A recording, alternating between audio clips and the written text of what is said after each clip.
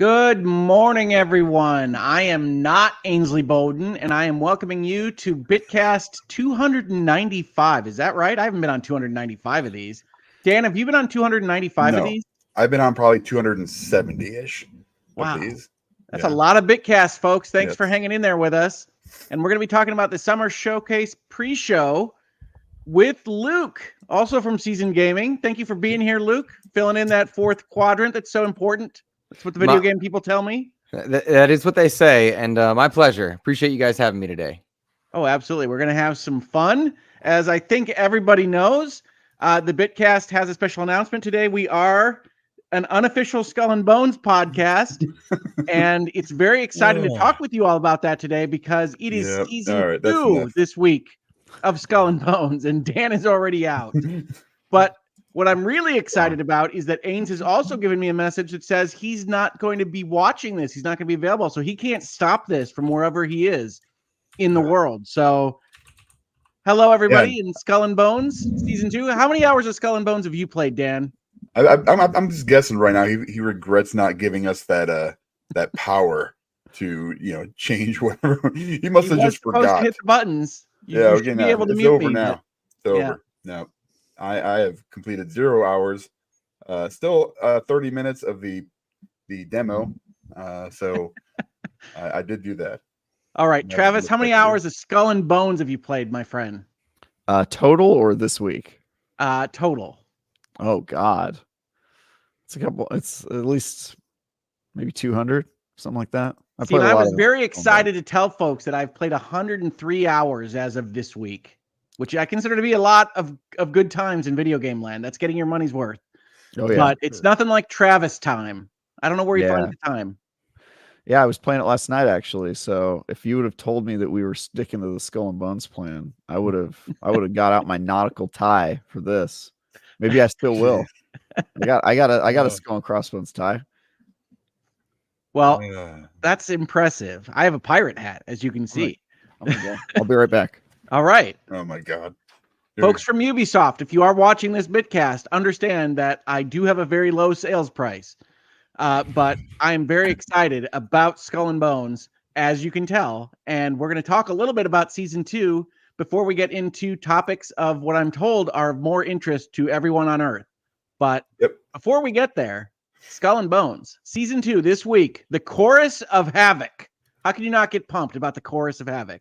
This is a season in which 2 Frenchmen who are opera singers instead take to the high seas to bring their fleet of chorus minders into your world. And look at that Skull and Bones tie. Travis has a tie for every occasion, folks. Are you double tying it? No, God. We're gonna do the slide. What a day. It's like Back to the Future 2. He's gonna wear both. Oh wow. Oh my God. Yeah, I have no idea. Do live right now. But it's a Chorus of Havoc, and this season has introduced fleet management for running your own smuggling empire, has introduced upgrades into each ship type, which is basically like adding 30 new ships to all of your options in Skull and Bones. And I know that everyone on this Bitcast and everyone that's watching is thoroughly excited about the additions to Skull and Bones. Isn't that right, Travis? Yeah, honestly, it's pretty I'm pretty impressed by the mechanical changes they've made. I do have some criticisms. I really think having to defend your manufacturers seems like a big mistake to me and kind of slows down the pieces of 8 grind. But I was able to log on and immediately purchase every item that you can buy for sovereigns or pieces of 8 right away. So I own everything in the game right now. I want folks to know how hard that is because I literally had 12 pieces of silver at one point this week. I have 60 sovereigns, and I think now because I played all week, I have a couple thousand pieces of 8. Travis shows me a screenshot just to put me in my place earlier this week that shows 6 million silver, thousands upon thousands of pieces of 8 and sovereigns. And Travis is just much better at either video games, life, grinding, or all 3. I don't know. Or just Skull and Bones. Or just Skull and Bones. Could just be that. But no, I had a lot of fun this week. There are a lot of new high-level ship encounters. I've grouped up with people. We've taken down various aspects of the French chorus. And I'm looking forward to playing more Skull and Bones as the season progresses. So that has been your Skull and Bones top of the hour with the Bitcast, an unofficial Skull and Bones podcast. Now we're going to transfer over to NCAA 25 and all the hot takes that we saw. So we're just going to keep it Skull and Bones and college football today. That's right. Who's excited about college football 25 on this Bitcast? I know I am. Dan? Mm-hmm. I only asked you because you were in the middle of a drink. Yeah, perfect. Yeah, I'm super excited for it. Haven't played anything, obviously, but they did come out with their big preview. We got some gameplay this week. What a week! Gameplay. Skull and Bones Tons of Season 2 stuff. college football gameplay. How could Ains even miss this week? I don't know. He's out of his mind. I don't know either. Getting graduating or something. I don't know. Who the hell knows? Some family stuff, right? Other obligations. Family. Overrated. Yeah, it was fantastic. There's a lot of stuff. I don't want to get into it for all the non-college football fans, but if you are a college football fan, it is going to be very in-depth, and it is going to be extremely fun, and I think worth the 10-year wait. Hopefully, a couple of things that I'm kind of iffy on, but for the most part, let's go. I mean, this is going to be the game that I play. Basically, when we do this little segment in the beginning, that will be, this is your Hitman 3, Dan. Yeah, more college football. Yeah, that'll be me, and that'll be it, and that'll be probably it until Space Marine 2. So, also a good-looking game. But yeah, College Football 25 had gameplay shown. It does look at least a little bit different from just a normal reskin of Madden that I think we've grown to expect from EA releasing college football games every year. And so, like most sports franchises, I think that a big, long hiatus between entries has done them some good. And I'm very excited, of course, about seeing my Michigan Wolverines continue to dominate the college football landscape. So, Travis, are you as equally excited about college football as the top row here? No. Good talk. All right. It is a talking podcast, Travis, as a reminder. Luke, are you into college football at all? I'm not even a little bit, but I did want you to know that I played 3 hours and 11 minutes of Skull and Bones. Yes. Time. Oh, geez, we got to go back. Get the hat back on. Luke, I apologize for not asking you. I assumed it was 0. I just wanted that to be clear that it took 3 hours and 11 minutes. And I was like, oh, I'm cutting wood. I'm out. Oh, no, that's great. Collecting resources and then refining those resources into new recipes to upgrade your ships, to upgrade your fleet, to upgrade your power is a fantastic gameplay loop. Ubisoft, we want more. More resources, more recipes, more ship designs, just more. What a great game you've built. Skull and Bones, everybody. It is on super sale basically everywhere. So go check out the sales prices now. Yes, really. It is a part of the Sony Days of Play sale. It is a part of the Xbox. We're selling stuff on our store sale. It's not on. I know that's a really Switch. good one. Really popular sale, that one. They don't give them names like Sony does. I don't know what to tell you. That's right. Use code HOGLAW for an extra 10% off, and you guys are going to be in good shape. If you're in Ubisoft or you know someone that is, just mention that I'm a big fan of Skull and Bones. And if they have any swag boxes that they would like to send of pirate doubloons or whatever they have, I am in the market for piracy gear. But no, Skull and Bones is fantastic. Please do check it out. It is a very unusual AAA type game experience. You're not going to get the Skull and Bones experience from Sea of Thieves or from basically anything else in the gaming landscape right now, but it does remind me of economics games and strategy games of the 90s and PC variants. So if any of that sounds remotely interesting to you, check it out because it's got great sailing. It's got great piracy. Skull and Bones. Ains, I love you. Thank you for letting me do this, my friend. Man. Well, that started off weird. Oh, boy. This is also, if you're interested, College Football 25 has a team that is the Pirates. So East Carolina, I'm coming for you. We're going to pirate it up all year long. It's going to be exciting. My alma mater. That's my alma mater. Is it really? Yep. Fantastic. Yeah. One of the best teaching schools on the East Coast, and I went to be a teacher. So yeah. Oh, wonderful. I had no idea. I have to be honest, Luke, I usually pick them to play as in Dynasty mode because they often have a very poorly rated football team.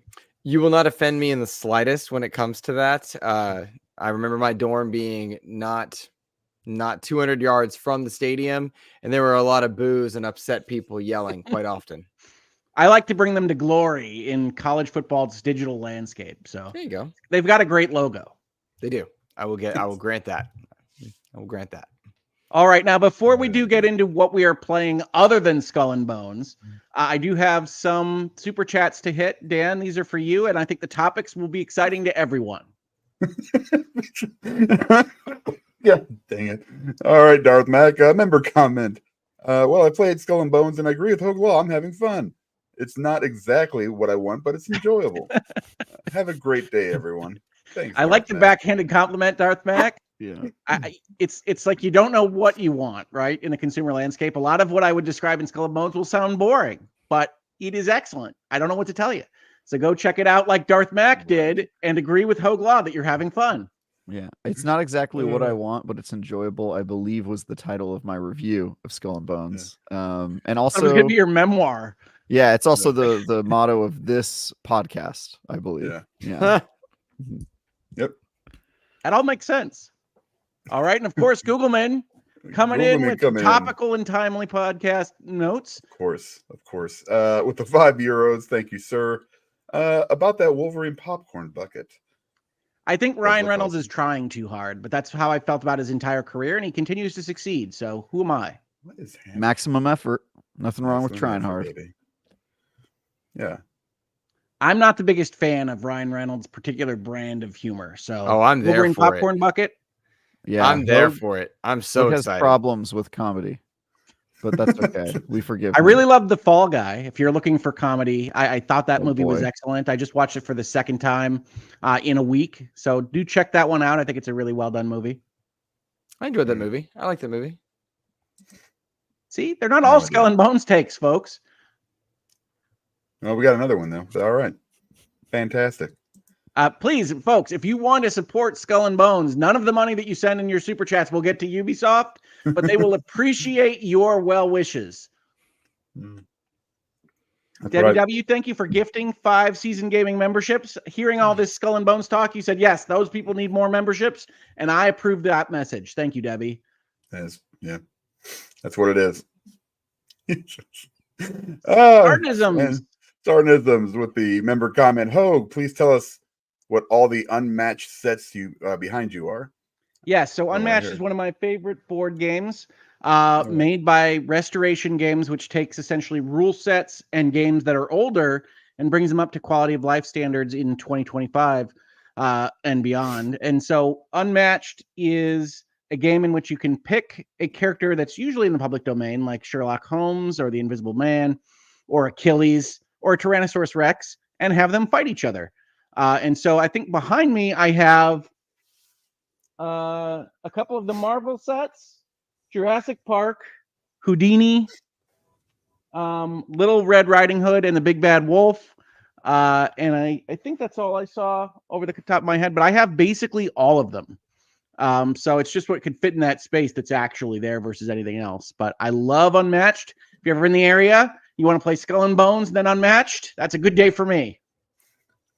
I love that Hogue decided to not take his Ritalin this morning. It's very good for me. Can I stop the show for a minute? What's Skull and Bones? Stop the show. What is Skull and Bones? I'm unfamiliar. You're unfamiliar with Skull and Bones as a product? Skull and Bones is a pirate video game that was basically on Ubisoft's deck, as it were, for the better part of a decade, and which we didn't think was actually going to come out, was designed to be a game made out of the piracy sailing portions of the Assassin's Creed franchise and turned into something even better than that. I missed all that. Will you say it again? I'm just kidding. Oh my God. I don't think I can say it again. Dear Lord. Legally. Cookie Monsteve with the member comment. Sadly, I haven't played Skull and Bones since I'm not playing electronic games at the moment, but I may start just to play it. I have some excellent pirate board games to recommend if that's what you're more into, but Skull and Bones is an excellent electronic game. Yes, sure. No comment. All right, Glyphere Amish back this week. The Amish life for a year, I think. So reverse. With a $2 comment. Stop the Skull and Bones Kool-Aid, Hogue. Penn State Big Ten 2024. I think Penn State's going to have a solid team. I think you have a coaching problem, but that's okay. Yeah, go Hawks. Righty. Let's see. Thank you, Glyphere. All right. Shoosh. I have a Skull and Bones question. How do I cancel Ubisoft Plus sub? Oh no! See, you'll lose access to Skull and Bones if you take away your subs.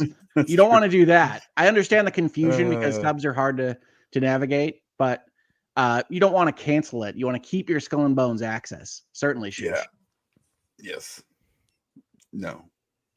Thank you, everybody, for the comments and member chats and super chats. I really appreciate it. I feel like I'm in a dream. Anybody else getting that feeling? Yeah, a little bit. This is. I was asked to host the Bitcast this week, and I'm going to host the heck out of it. That's what I decided. He's doing a great job. I'm with you. All right. So now that we've gotten past some of our early discussion about what we're playing, Dan, what are you playing this week? MLB and what else did I? That's about it, really. I haven't really had a whole lot of time. I just kind of jump on Hitman 3, obviously. I just have like a rotation of stuff. Then something jumps in there. A little more Rise of the Ronin. I did play a little bit of Valhalla just to go back and kind of remember how it was. Still Valhalla. Doesn't get me any more excited for the new Assassin's Creed. But we'll get there. We have some stuff to talk about from Ubisoft. Outside of course, Skull and Bones. But I'm glad that you're enjoying the show so much, Dan. You enjoy it every year. Is this year a big jump up? Status quo? What are you noticing about the show this year? They didn't do very much, but as far as there's some more Negro Leagues stuff, which is cool. So I'm enjoying that. I usually play Road to the Show, which is just making up your player and then playing through several games. I usually pick a pitcher and then a relief pitcher to kind of expedite the experience a little bit more, because then I only have to come in as a closer for like usually 1 inning, sometimes 2, and I can just go bam, bam, bam, bam, bam, through an entire season really, really, really quickly. So that makes sense. I once tried to do that, and I was like shortstop, and you wind up playing like 25 plays a game. It's like, it's so bad. It's too much. It takes too long. Yeah. And but it's basically a lot of the same stuff. I wish they would transfer over some stuff because I had so much stuff in 23 and 22. But I love baseball. I've been watching a ton of baseball. We just got done watching K-State baseball, which I never thought I'd be watching college baseball, but it's actually pretty enjoyable. They use aluminum bats, and it's amazing sound when that ball hits that bat, and they just crank home runs. It's just like a home run derby. Fantastic stuff. That's why they don't let the pros use the aluminum bats, I think. That's exactly it. Yeah. I tried to explain it to my wife. I was like, there's so few of these guys that are going to make it to this next level, and then you put that aluminum bat in their hand. It would be insane. Insane. But good times. Cubs suck still. Royals are sucking again. So everything is right in the world. I love it, Dan. I love how much you stick with the games that you enjoy. I think that is fantastic. I tend to be... Saves me tons of money. All over the place, playing all sorts of different games, except for, of course, Skull and Bones, which is a standard every week. In my gaming diet now, Travis, we didn't do a pre-show about what you can and can't talk about. So is there anything you can talk about that you're playing this week? I can talk about some stuff I played. Good. Nice. This week, my review in progress and my final review for Killer Clowns from Outer Space went live. So I don't think I saw the update. What's that?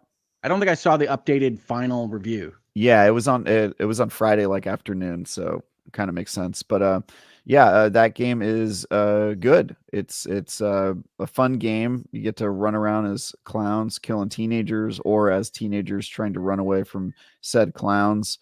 It's goofy, over the top, super funny and creative. Some of the ways that the clowns interact. You can run teenagers over with an invisible car, like a real clown.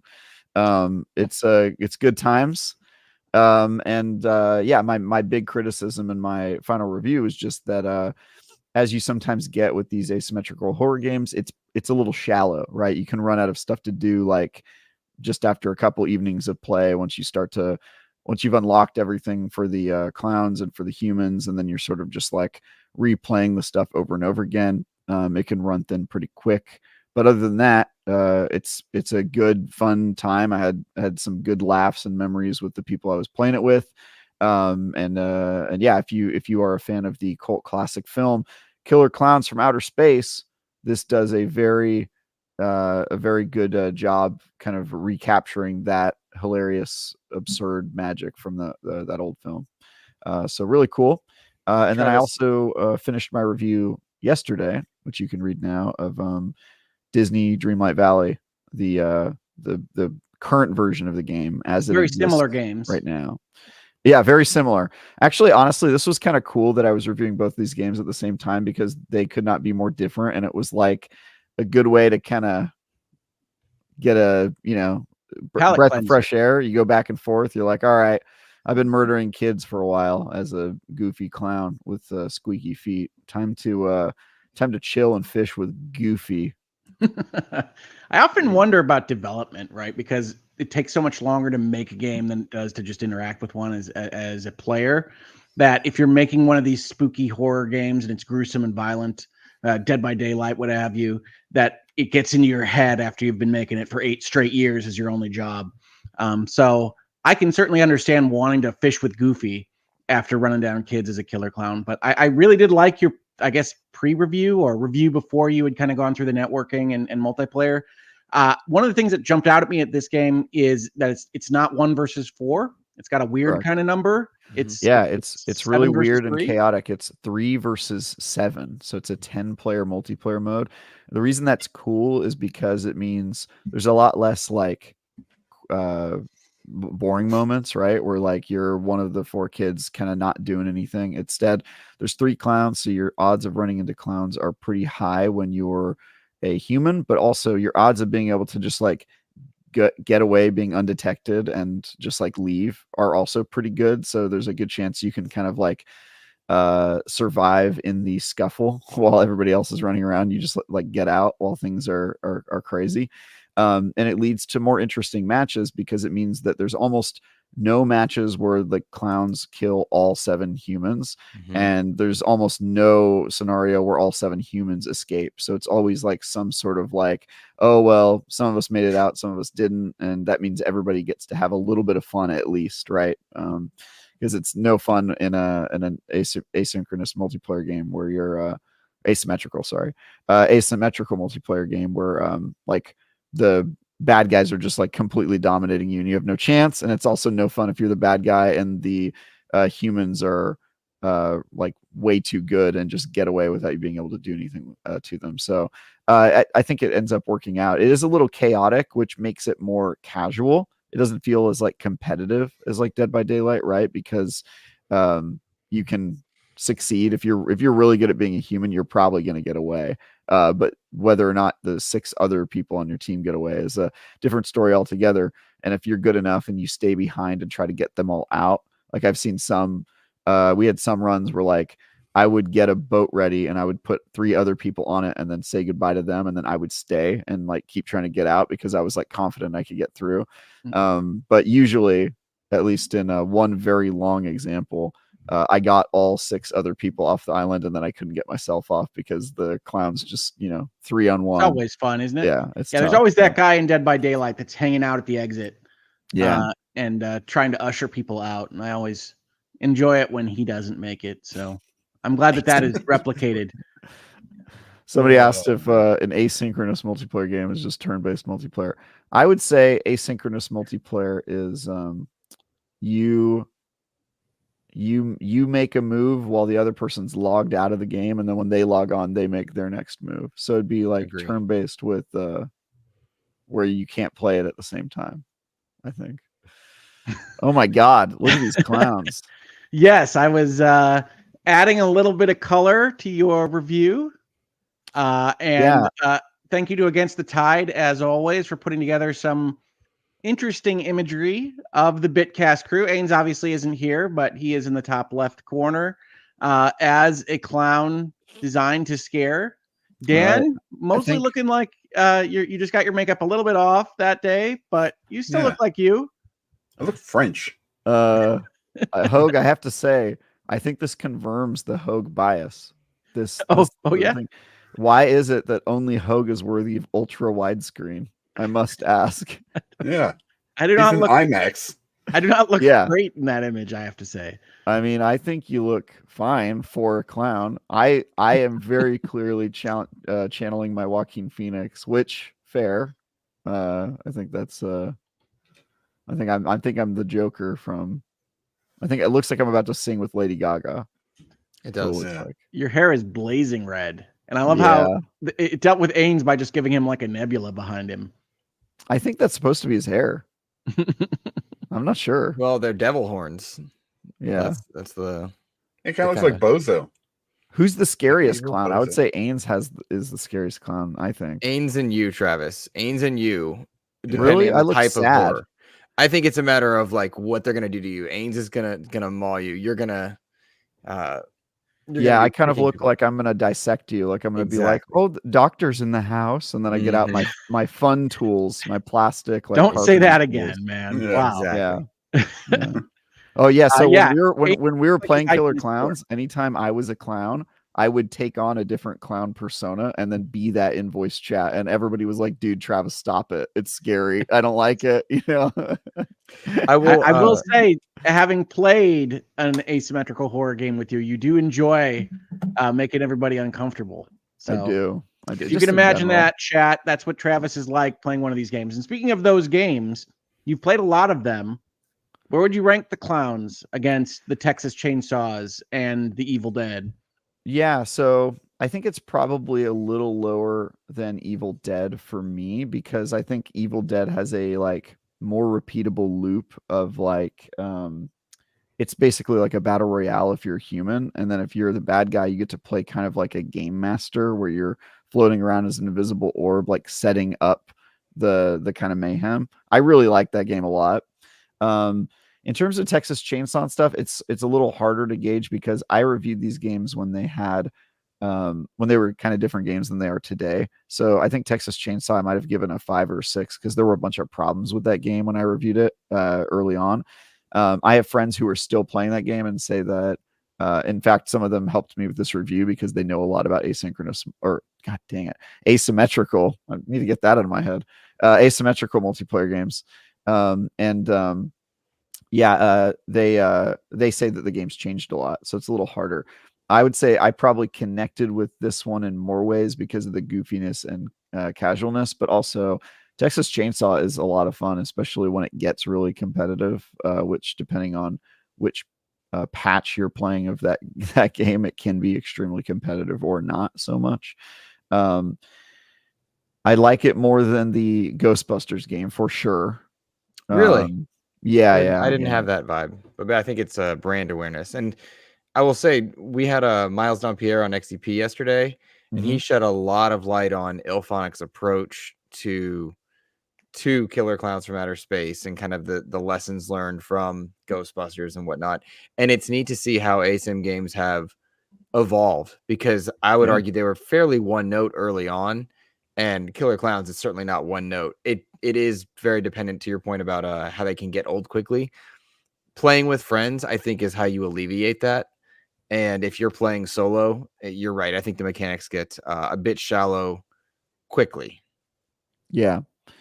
They definitely can. But yeah, I think it's very clear. So for those who don't know and what Luke is referencing, Ilphonics, the developer, they also made another game I reviewed last year, the Ghostbusters Spirits Unleashed asymmetrical multiplayer game. I can never remember the subtitle for that one. There's too many Ghostbusters games, folks. Yeah, I'm pretty sure it's called Spirits Unleashed. I think you're right.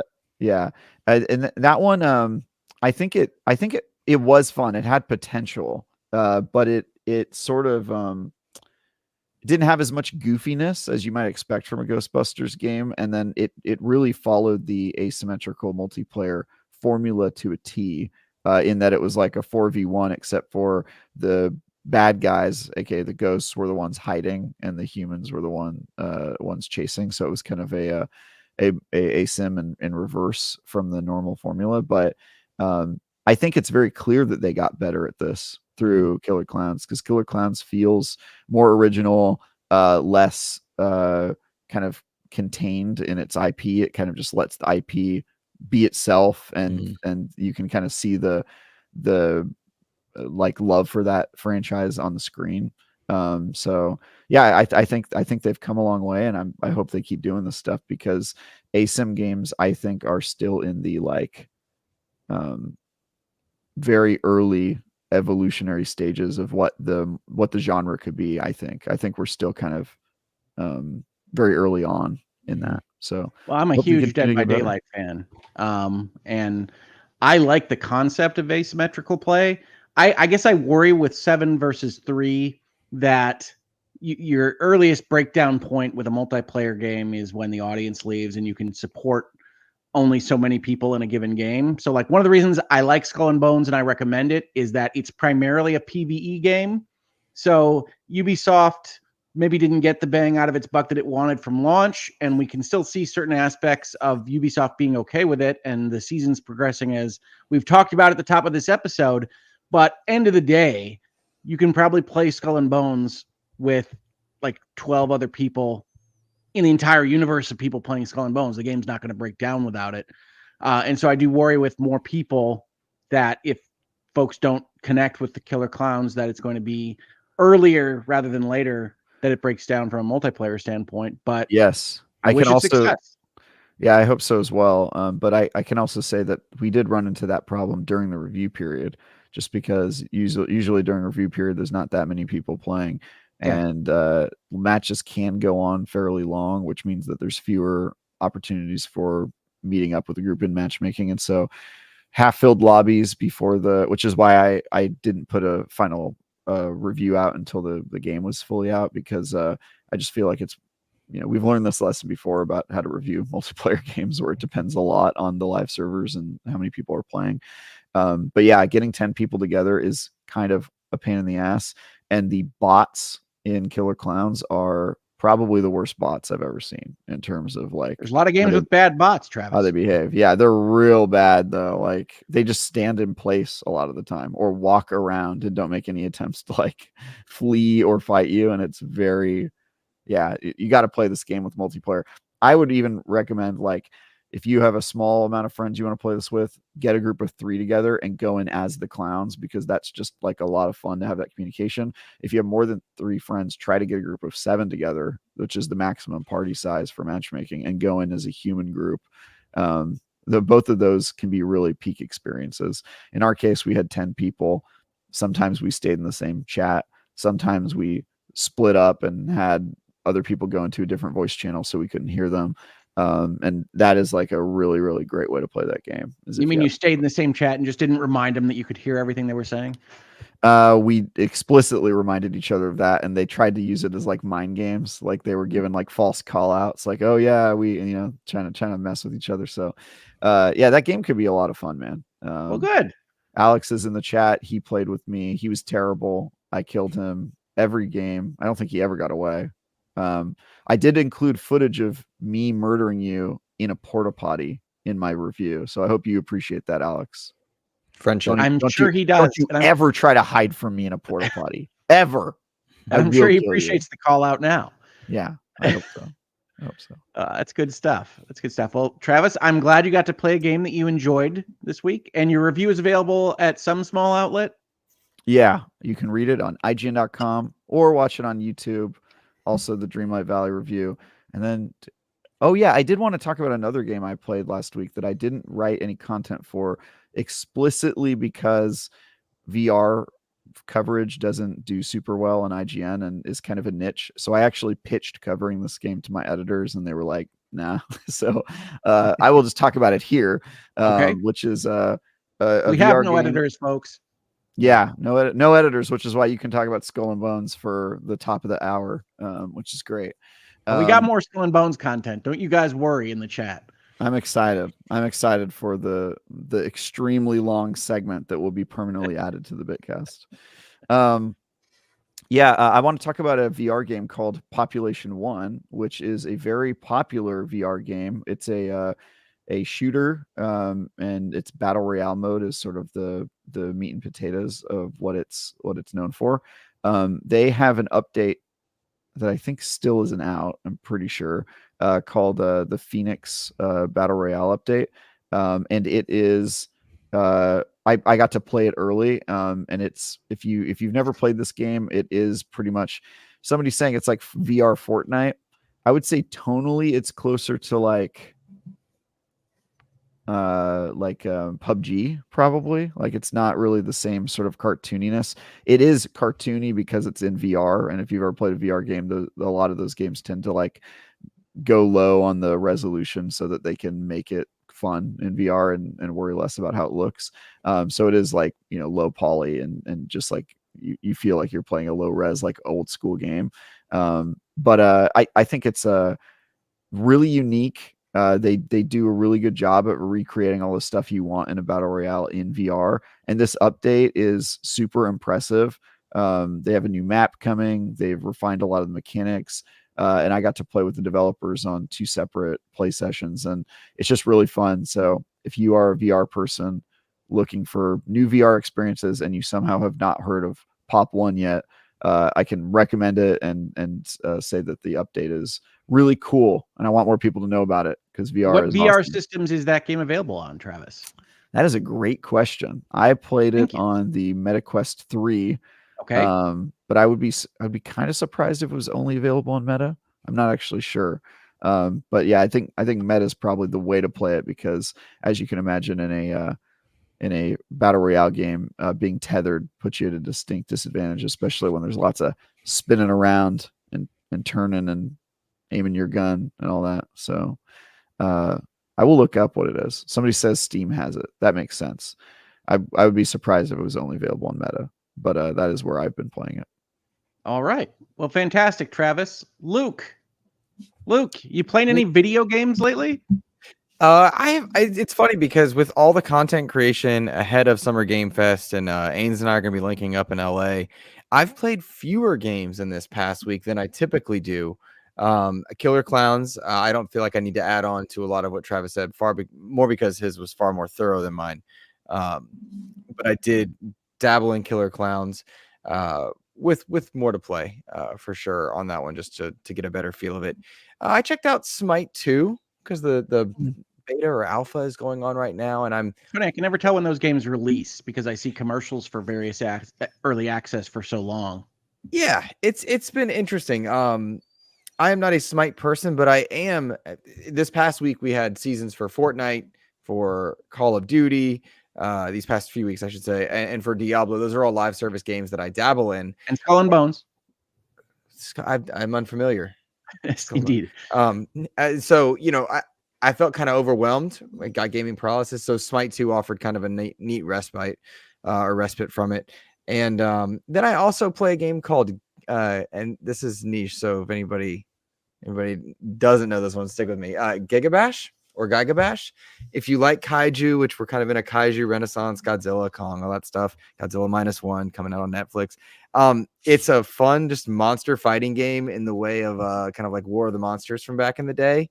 And it's got multiple Godzilla DLC characters. They've got some Ultraman stuff, which will pair as well with the new movie that's coming out. So it's kind of one of those, like, just put it on, turn your brain off, listen to a podcast, watch YouTube while you play.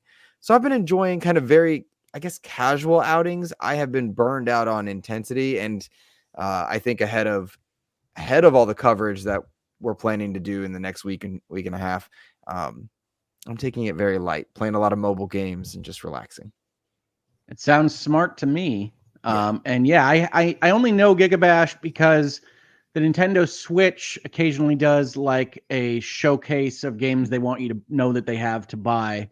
And they were doing one about kaiju this last couple of days. Yeah. And so I might wind up checking that out. What did I call you, Dan? Yeah. Just kaiju. Whoa. Wow. Unnecessary roughness on the play. Bro. Jesus. I recommend Gigabash. I really do enjoy that game. It's very fun. It's not overly expensive. The DLCs are modestly priced. And it's just fun. It's simple video game fun. And sometimes I talk about this often on my own show, so forgive me if you double dip, but game complexity, build crafting, all these immense systems that kind of interact with one another, at least for me, can be overwhelming when I'm ready to just press buttons and be silly. And so it offers the ability to press buttons and be silly. And so I really do enjoy that. And recommend it to anybody there. And if anybody in chat or on the VOD plays Gigabash, please say something, because it's a really small community, but it's fun to see other people enjoy it. So yeah, it looked nice and colorful. And Yeah. based on your recommendation, it was one that I almost bought yesterday, so maybe I will buy it today. Which brings us to Hoag's notes, Travis. Oh, great. I do like that Luke was worried that we might not know his game, because I'm often accused of basically inventing games for my section on what I'm playing. But I want to mention a game today. Wait, we got to do the intro.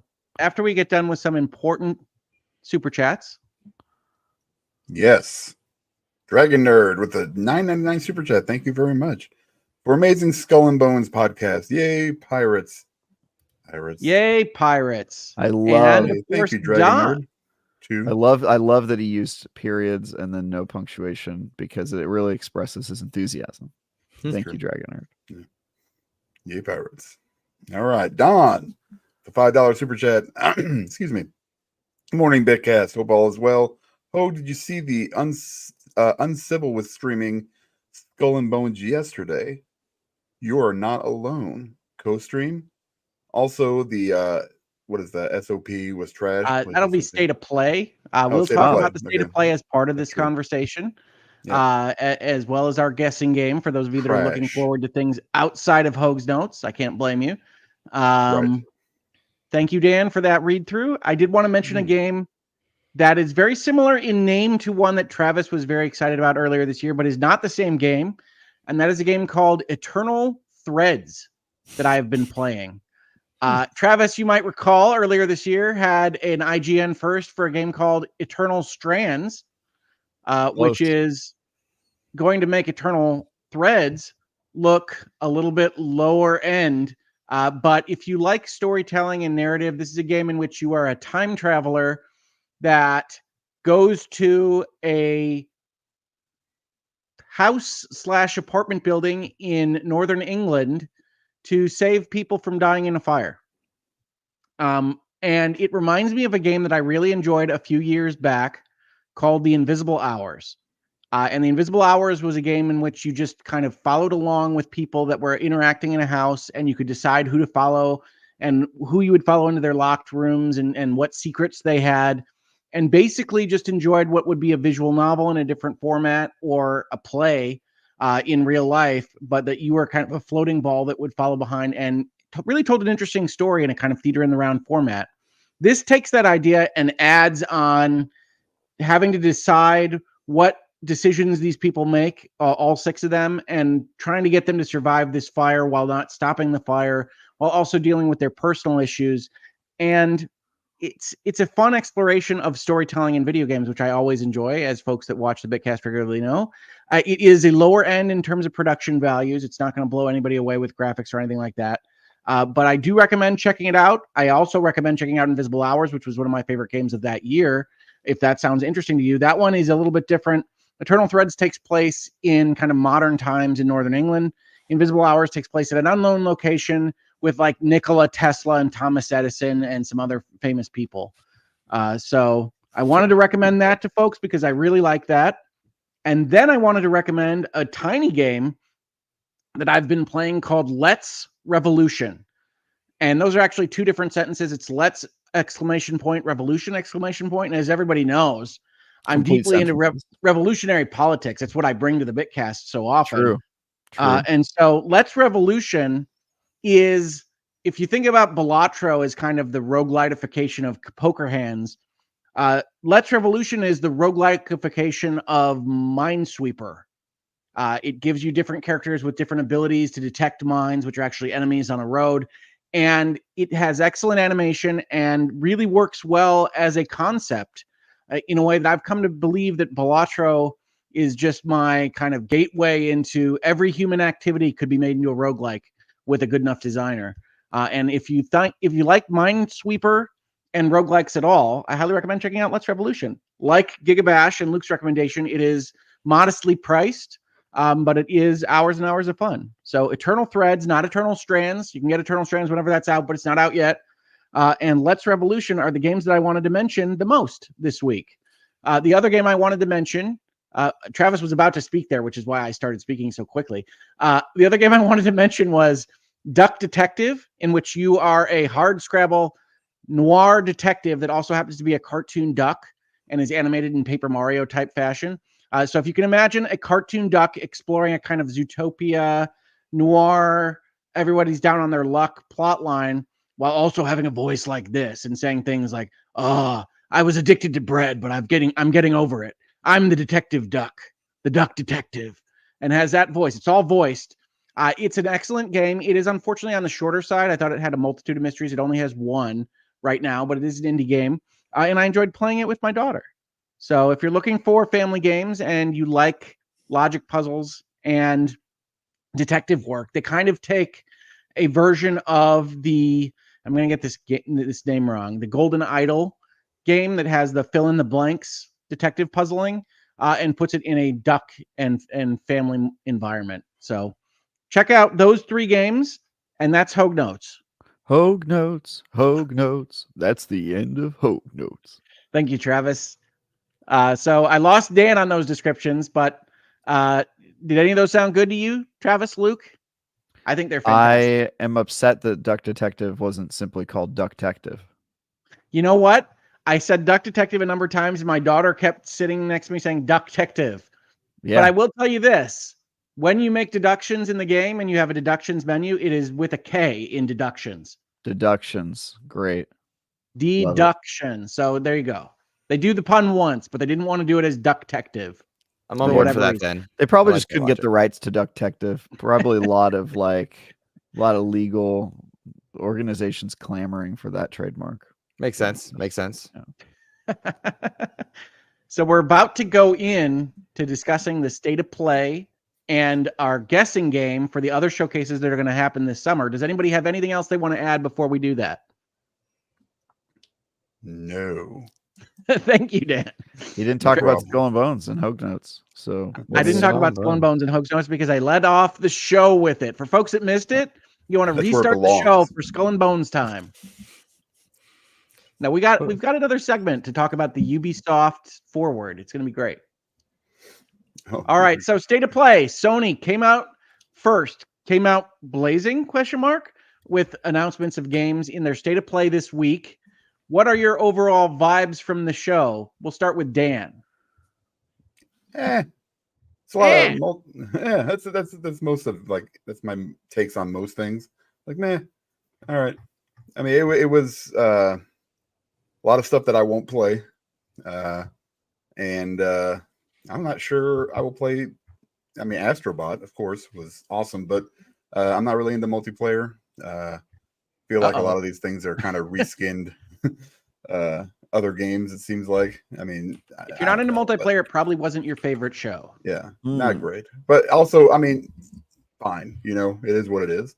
Yeah. That's kind of most of these shows are like that for me, are just the Bitcast understands and agrees that other people might have other preferences than just the people on this show. Disagree. Sure. Yeah. Luke, what was your vibe from the Sony State of Play this week? It's weird being a content creator that focuses on Xbox, because anything you say is taken out of context. That it is. Because I have no ill will towards PlayStation. I felt like it was a good state of play. It was, I think, what it set out to be. Astro Bot, of course, being the standout. I left with questions and not a lot that I'm interested in playing, because Astro Bot was this. That's kind of the kicker, is that like Astro Bot looks like a lot of fun to me, and the others looked a little samey, or dare I say, again, as an Xbox creator, knowing this might get me flack, unnecessary. I was really confused by the reception and necessity and inclusion of Concord. It just seems very odd to have such a, forgive me, generic looking hero shooter. Like Marvel Rivals is set to come out. You know, like Concord looks like knockoff Guardians of the Galaxy in aesthetic. I'm curious to know what it does, because once the game comes out and we can go hands on, maybe it's very different, or it does something special. But that genre looks all but dead to me, thanks to Overwatch 2. And so like I looked at a lot of the games in there, and while like Infinity Nikki is made up of former Zelda teams, and Concord is supposed to be kind of Sony's big thing right now. Astro Bot looks really, really cool. I just felt like it felt a little bit flat, but I don't know that it was a bad state of play. I think we're judging it in the context of it's an E3 season. It's a week and a half away from the Xbox, Activision, Blizzard, Bethesda showcase next to Summer Game Fest. Had some of these announcements been looped up or roped into Summer Game Fest, and all knowing Jeff Keighley's precedent of working with Sony, we might see more from PlayStation there. We know they're one of the partners for Summer Game Fest. Maybe they wanted to get some of their lighter stuff out. So in short, I wasn't overly impressed by the state of play, but I didn't leave angry or frustrated with it. I just wasn't thrilled by it, but I didn't think it was a bad showing by any means. They did not set themselves up to give a monster level state of play. And so I left with expectations fulfilled. And I don't, Travis, you, every time I said Astro Bot, you scoffed. Are you not interested? No, I think that game is fine, but yeah, that's probably Travis has a lot of wrong opinions, Luke. So you got to accept that as part of the Bitcast. I'm sorry, nobody's opinions are wrong, Travis. Yours are just less good than others. Says Hogue, the famous for his terrible opinions, who just got done talking about Skull and Bones for Skull and Bones, fantastic game. If you add an Astro Bot set of liveries to your Skull and Bones boats, Ubisoft, I'll be over the moon. Astro Bot, I thought Astro Bot was an interesting tech demo. I think there's a very good reason 3D platformers died as a genre. Is because game publishers lost their bravery. Okay. Travis, the idea of a tech demo and like hearing that, I've heard that a lot about Hellblade and now a lot about Astro Bot. It feels very reductive, which it might be intended to be, but if it's fun, does it matter? And I'm not attacking, I'm more asking. Yeah, I think it's not reductive to say that games are sometimes reductive as concepts, right? Like when I say a game is a tech demo, I say it's basically a proof of concept that doesn't feel like a fully fleshed out game. And so maybe Astro Bot 2, this new version of it, will do that, but it's like the Batman VR game back in the day. It's like, all right, well, it's a cool idea. It doesn't feel like you made a full game yet, but I like the potential of what's here. And that's how I felt about Astro Bot. I was like, all right, they're showing off the new PS5 hardware, but it doesn't feel like a completed idea yet. So I'll wait for the completed idea. We'll see if that's what this is. Gotcha. Right. Okay. So I think that's the fair statement then. Astro Bot was developed as a kind of tech demonstration for VR and then the PlayStation 5.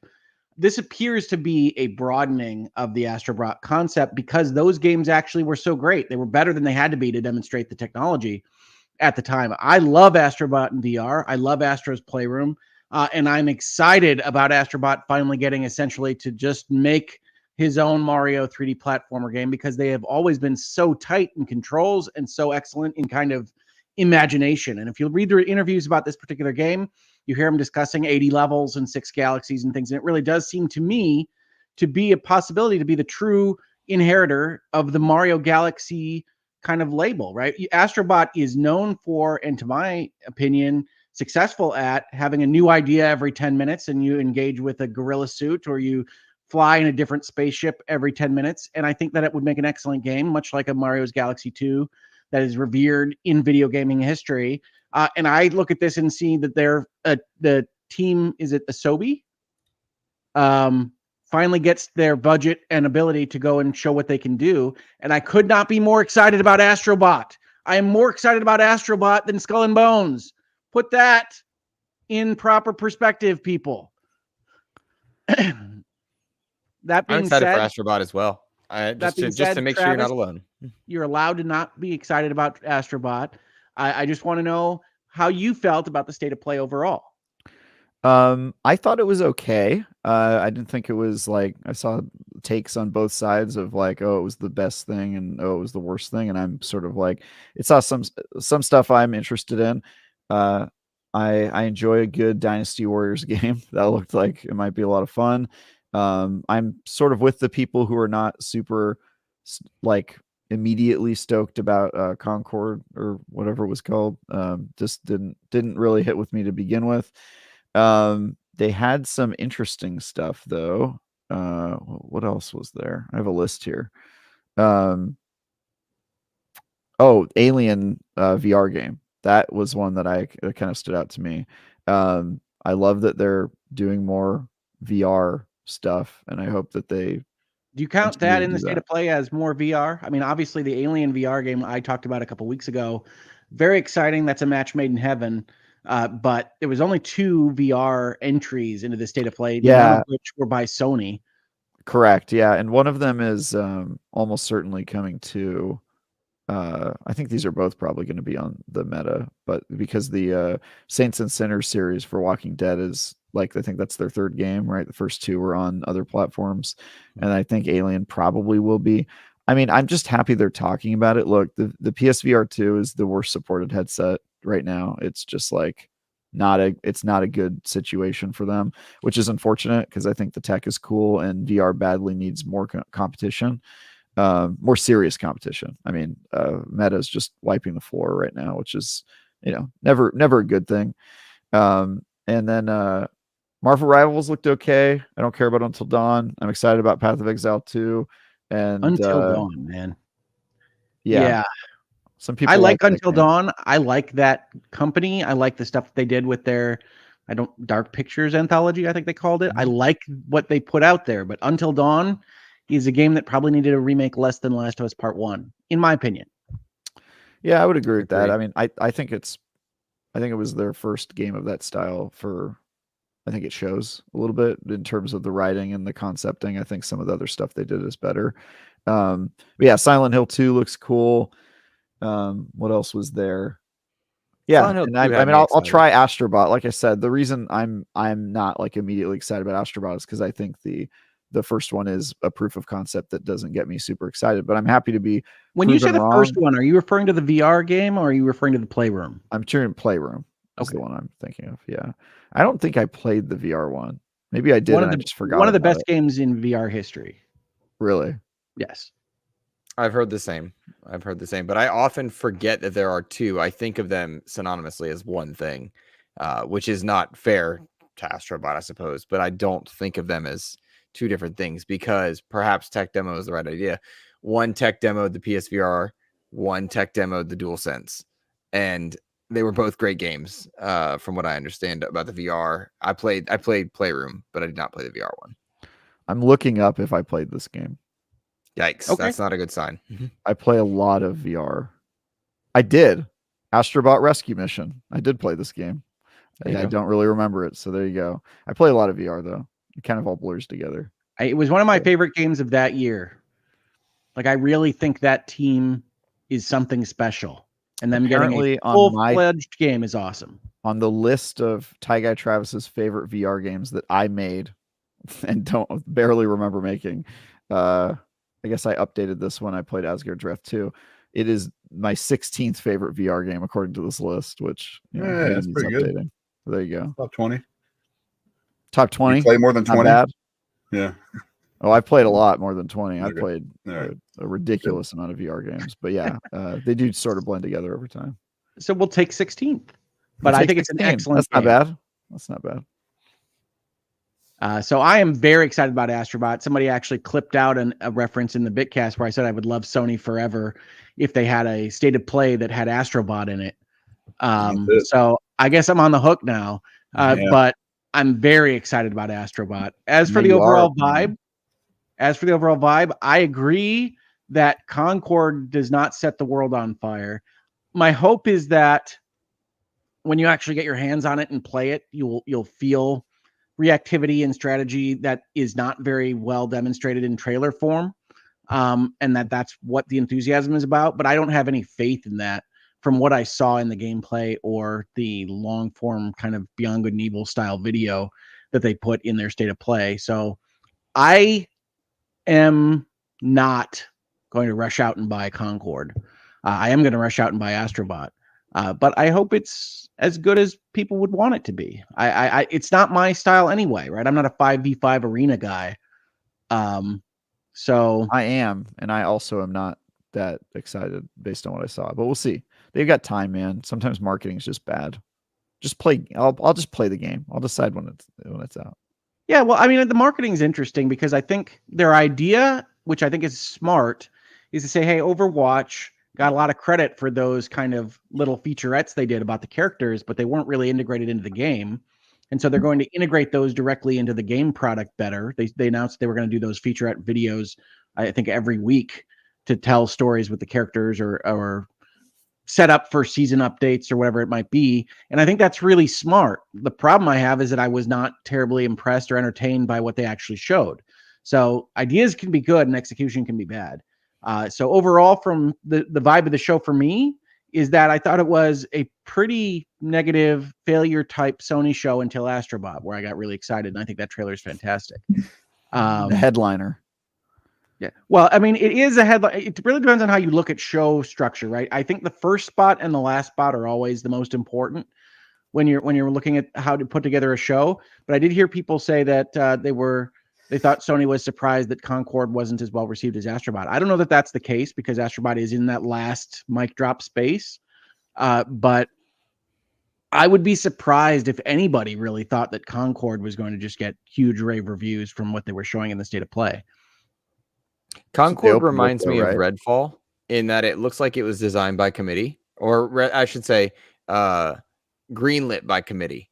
It's like, hey, this is what's popular right now. Get these mechanics in. Let's go. And you can argue execution and team appropriateness, but like Concord hero shooters, they're not relevant as much anymore. As much as I'm interested in playing Marvel Rivals because it's Marvel, not because it's a hero shooter. And I will put it down very quickly because free to play. I don't know that Sony has quite figured out their free-to-play model as they're trying to figure that out, because that's why they purchased Bungie. That's why that's why Concord exists. They are trying to figure out that kind of live monetization, and it's not going so well for them. Well, speaking of which, Concord has Bungie people on it. Really? I didn't know that. Yeah. Interesting. Yeah, it does. So I think this is sort of, I think there's a little bit of like live service play DNA in the state of play. And I think Concord being the game they opened with was important to them because it's like, hey, new era of Sony. We've got Bungie. We're having Bungie people work on these other projects we have that are multiplayer. And I have no doubt that Concord will probably feel good, but that's not always what, makes a shooter. Well, I mean, it's got to feel good, right? And it's got to have interesting powers and things that interact with each other in an interesting way for that whole design to work. And I don't think you can show that too easily in a state of play kind of format. So my hope is that experience and talent has that result in a game that is enjoyable to play. But I can't tell you that from a state of play or certainly from a CG video. I think you're more likely, and I'm sure when we get to the SGF portion of the show, which we probably need to do, but I will say, I bet you there are hands-on kiosks for Concord at SGF where people can go hands-on and elaborate on what they saw in state of play versus what they feel going hands-on. That's speculative. I don't have info on that. Yeah, I mean, if it's ready, I don't know what the state of play, no pun intended, is of that game right now. So yeah, I think it can be a game that is advantaged by game reviewers and critics actually being able to say, actually, it feels really cool for reasons X, Y, and Z. But as it shows, I do, and Travis accuses me of this all the time. You heard it in this episode, in fact. I do look at that CGI video and say that humor is very much not me. That is not what I'm looking for as a vibe, right? It's very much so that just happened. And it's not what I want out of my characters. I'm not interested in exploring that universe. And if you're going to sell me on CGI featurettes and a universe that's interesting, I found it to be relatively bland looking. And then the actual humor and characterization to be what I don't like out of my genre pop culture. So with those things both being the case, I'm an unlikely customer, but I was to begin with. When you were whiteboarding this game, it's like Hogue is probably not going to buy this, so don't make it for Hogue. Okay. Yeah, they probably had that on the board for sure. Yeah, right next to my name. Like, no, not a Hogue and Dan game. It's not a Hogue and Dan. I mean, game. I think PlayStation's strategy right now is not a Hogue and Dan strategy, but you guys aren't where the money's at, right? You guys are old news. Oh, we're still where a lot of money is. We're just not at the $1 trillion money, right? So if you want to go after the skins, you go after millennial and Gen Z and people that are going to be customers for the next 60 years, not the next Yeah. I mean, we've discussed this at length, Travis. There's ways to do that in ways that are not very good at doing that. I don't think that they're doing a great job of developing their brand. And certainly I think Sony, having gone away for as long as they did with releases on the schedule and then saying essentially we've got Astro Bot for September, is not super exciting. Like you expect if they're going to go silent or dark for so long that they've got some stuff in their back pocket ready to go. And my sincere hope continues to be that Sony has just decided that they're going to go with much shorter windows of time before they tell you that a game exists, because Astro Bot only has a couple months. And they could do that in the future. And there was always going to be a blank period between when you say, all right, we've got Last of Us the next 3 years. And now we're moving to a 6-month window to actually tell you about games. But I understand everybody that looks at Sony or anybody else that's got these kind of dark spots in their scheduling and says, I don't trust you to have anything ready that I'm excited about. So yeah, you don't have to sell games to me, but I still have money that I'm willing to spend on games. So I'm still a market worth serving. You just have to decide to serve what it is that I want to buy, which is obviously Skull and Bones. There we go. There What? it is. Yep. His point is that you have to make Skull and Bones. He's saying that to every company. You must make Skull and Bones. That's the Hogue takeaway from this. I'm just saying that if you wanted to support Skull and Bones with your own content or contract licensing with Ubisoft, I'm sure it would be welcomed by Ubisoft and would be welcomed by me. So let's make Skull and Bones a massive success. I would have never thought of myself 5 years ago looking at the current landscape of gaming and saying, thank God Ubisoft and EA exist, because I may not have anything else to play at this point if it weren't for those two. I think if you think that state of play was Sony's E3 show, and it might have been, then it is a significant downturn from Ghost of Tsushima, Last of Us Part 2, and Spider-Man, like that E3 level of game showing, to have this state of play sit in at the end of May where it did. I'm not positive Sony doesn't have another show in them for this summer. So I'm kind of holding up on my feeling on that. But if you think that was their E3 showcase, I can understand being disappointed by it. I'd recommend judging that after Summer Game Fest. Find out what PlayStation's presence at SGF is, and then allow yourself that angst or celebration. You've not met the internet, have you? I'm unfamiliar. Yeah. I just like that Luke's like, well, because I'm an Xbox guy, I have to be very careful about Sony. It doesn't matter what kind of guy you are. You could be a pure Xbox guy and they'll yell at you for not liking Hellblade, or they'll yell at you for saying something nice about Astro Bot, or vice versa. Right? I got called a pony all week, which is kind of crazy. No, you are a pony. I saw a video where you said release Astro Bot and I'll love you forever. And they released Astro Bot at a state of play, which means you now love them forever. And I can't be trusted. Yeah. Shill. There you go. Shill and Bones. I am. I tell you what, I like games. And if you make games that I like, I will like your company more. That is just the truth. Shill. I do not. If you make games I like, I'll like those games, and I will still feel complete ambivalence to your company or its existence. Yeah. That's my strat. Actually, I don't believe you, Travis. That's true. It is true. Nope. All right, we have a couple of super chats here before we go on to our guessing game. All right. Let me see if I can bring these up. Back again. The $2 super chat. Thank you. Glide Fear Gears Collection announced and dropped by September. The odds. We're actually going to talk about some of that stuff here coming up, I think. We're going to talk about what we expect at the Xbox showcase. So yes, hang on to that, Glide Fear. We're going to be right back at it in just a second. Yes. And God Emperor Sofa King, the member comment. Can we all agree that Sony's PC strategy, unless things change, is a complete L, or am I wrong? What are y'all thoughts? I think this is referring to the Herman Hulst interview that was kind of released in parts earlier this week, where it was suggested that Sony's strategy is to give portions of franchises to PC a little bit after release on PlayStation, on the hope that PC players will become so in love with Sony brand franchises that they will have to buy a PlayStation to get the sequels and other add-ons to PlayStation brand products. I do think that is wrong, but I also think that that's not probably what's actually motivating their entry into the PC landscape. So I think it's, you put a CEO in a difficult position answering questions, and he said what he said. So I understand the internet saying that's not how PC people operate. That's true.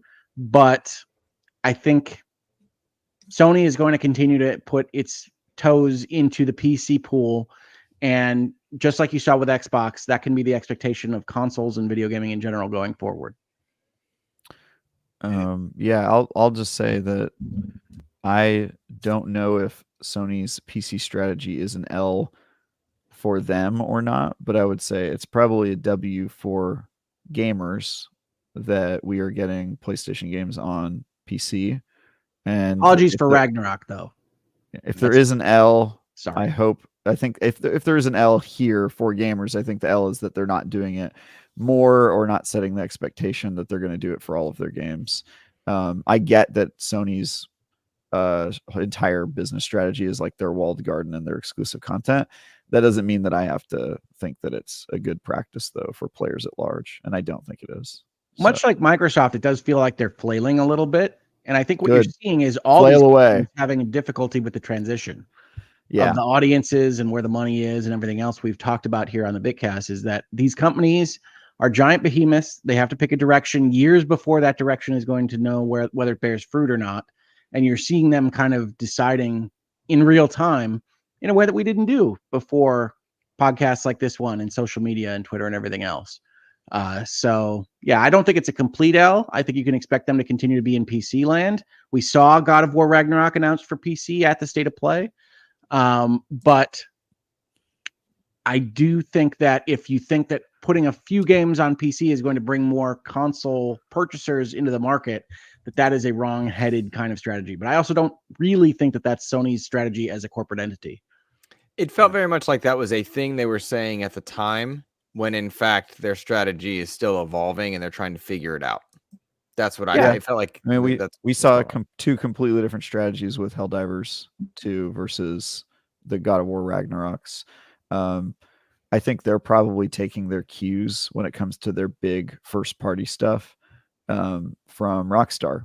That's exactly what Rockstar does. They put it on consoles first because, as they've said in the past, PC players steal their games, and then they wait a year and then they put their games on PC. And that strategy seems to be working for Rockstar. If it works for Rockstar, I'm sure it'll work great for Sony. And I don't think it's a bad strategy. But the Helldivers thing must give them questions, right? It must make them have some question marks. You mean the PlayStation Network stuff? No, I mean the Helldivers 2 having a PC same day launch must give them some questions about, like, maybe, especially if you're going to make online games like Concord, can Concord be successful if it is a PS5 exclusive? You don't have a lot of. It's coming to both same day. PC, you say both and PC. Yeah. PC and PlayStation. Yeah, so I think that's all the multiplayer games to do that. I think that's the right call. If your game is going to depend on engagement and player population, releasing it on a platform like the PS5, especially an audience that doesn't really seem to jive with multiplayer PvP games, like the PlayStation probably has the least exposure to online games of any platform, then that's I think that's a bad decision. So I'm glad that they're learning those lessons and putting their games on PC more consistently. It's good. You're seeing a lot more crossover. You're going to keep seeing that crossover. And I think overall, as Travis suggests, that's a W for gamers, especially ones that want to be exclusive to the PC space. Whether or not that's a success for PlayStation, I do think that part of the reason why you get an answer that is as mealy-mouthed as you got on this from Herman Holst is that he can't say anything that would otherwise negatively impact the PlayStation sales base. So even if they're moving towards, we're going to get things earlier to PC, or we're going to get more things over to PC, or whatever it might be, there is still a notion that could have a deleterious effect on the sales of the PlayStation hardware. So you have to be really careful. And whenever you're watching interviews like that, you have to understand that they have talking points and things that they're not supposed to say. And you have to keep all that in your head. We talked about the Sarah Bond interview after the layoffs at Microsoft and how much difficulty she was having with that. It's a hard thing to do. And I think Herman Holst was having a little bit of difficulty with what he was saying as well. Yeah, Yeah. Yes. I don't know, man. Here's the thing. I said this week. I think if they're wanting to sell hardware, they're going to just have to stop putting stuff on the PlayStation 4, right? Like, if you don't think that the EA Sports college football, not to come back to it, but also to come back to it, is not going to sell a shitload, so pardon my French, of next gen consoles. That's actually a technical legal term. Yeah. Okay, good. So, it'll sell probably more than any of the exclusives that Sony or Xbox is going to be released in the last year or so, because people want to play it, and it's only next gen. So as soon as they start kind of going that route, with like MLB or I know they won't do it for Call of Duty right off the bat because so many people still have it, but you need to start getting people to transition over to that, and once that happens, then they can roll with their hardware numbers, and you'll see that increase. And I think you'll see one come July. Maybe not huge. This has been a very long cross generation. Yeah. So yeah, I agree with Dan. By the way, I know we joke about it here on Bitcast, but college football is going to move some next gen units. Yes, it is. 100%. It's a big, big game. So get excited about that, folks. Even if you don't like college football, it's going to be great. Just buy it anyway. Get it. Support little company endeavors like Electronic Arts. Yes. They're the best. All right. Now, we've been talking a little bit around. We've got a couple of game shows coming up because we are in that old E3 week, first week of June. So we're going to talk about some guesses that we have as to what we will see. Now, Luke and Travis have a little bit of extra information. They're behind the scenes talking to people, talking with outlets, but we're still going to accept them into this process because they never know when they're getting lied to or otherwise getting doublespeak from corporate land. So the very first question, I think, is one that's going to be very important to everybody about the Summer Game Fest. We'll start with Dan. What colors will Jeff Keighley's sneakers be? I'm going to go with orange and green, and then some like some cyan somewhere, maybe. Oh, okay. Like some kind of Air Max, super bright neon colors. Is anybody writing this down, by the way? I got it. Luke is going to take care of that for us because, as I explained to him in the pre-show, my current typing speed is about 7 words a minute. You throw on hosting a show at the time. Still better than mine. But I love that I had to write in orange/green/cayenne or cyan. Yeah, thank you. Okay. Cayenne pepper. There you go. It'd be spicy. There you go. I'm just telling you. I know what it's going to be. All right, Travis, what color will Jeff's sneakers be?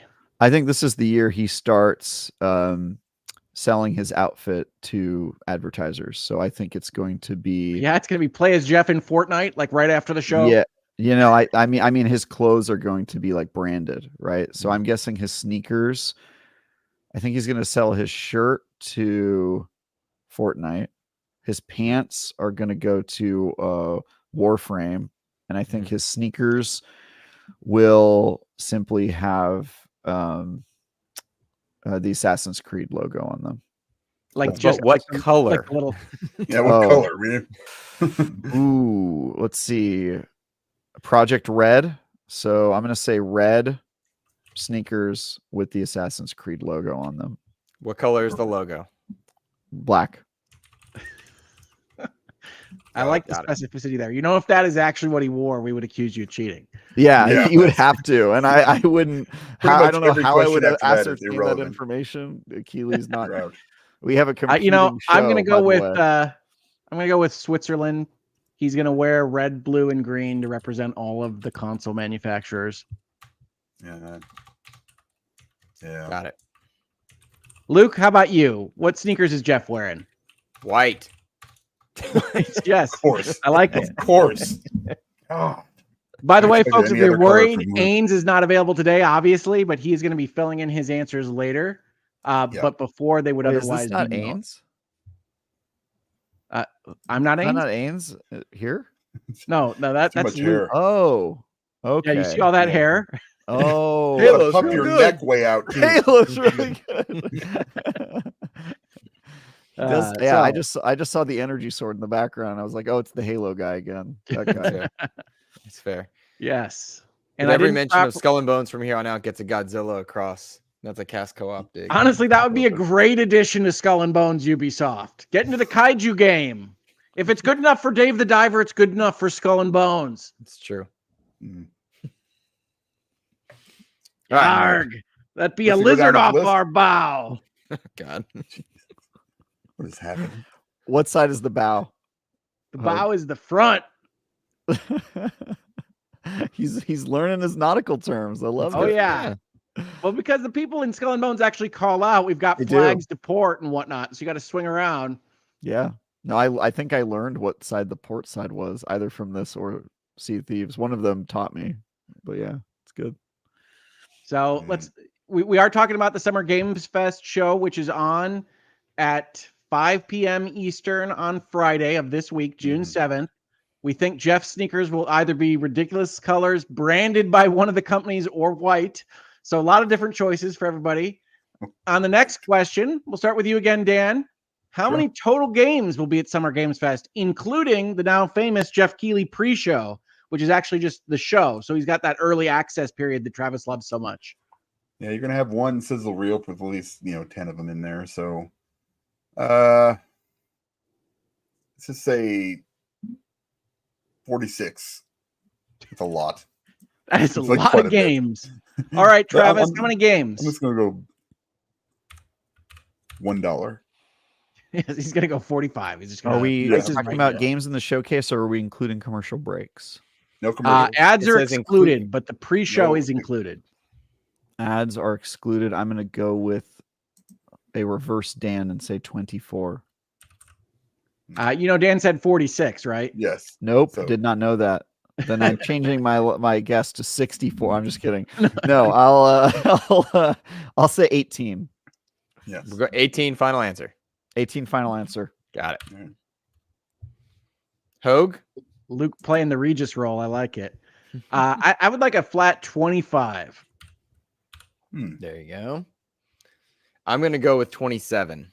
27. I looked it up last year. I saw about that, like in the 25 range. So it's kind of weird when you have the pre-show. So I'm going 27. I like it.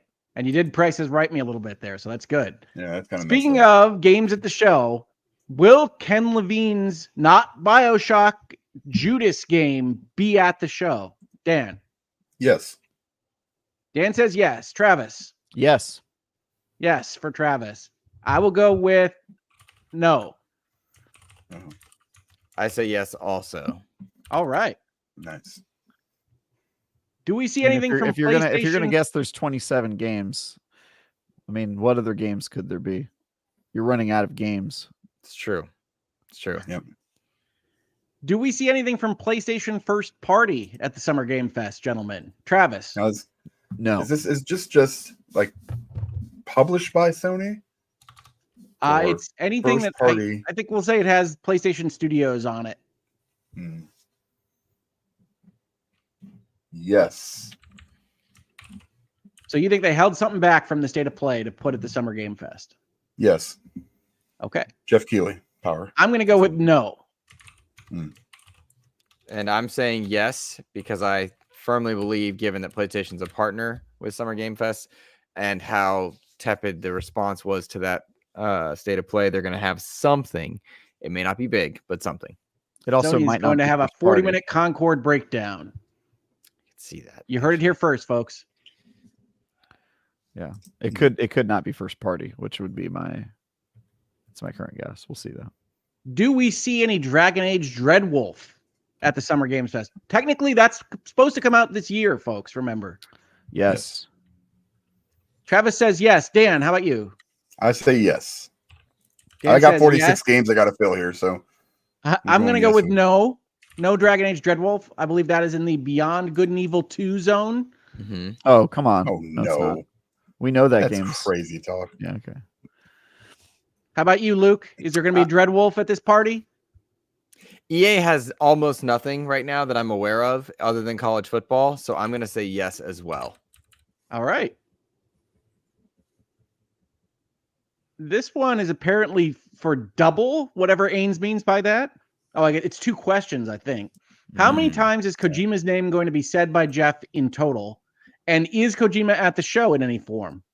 Any form? Digital? Does it count if just his name shows up on screen for Death Stranding 2 trailer? Does it count? It won't count unless he says his name.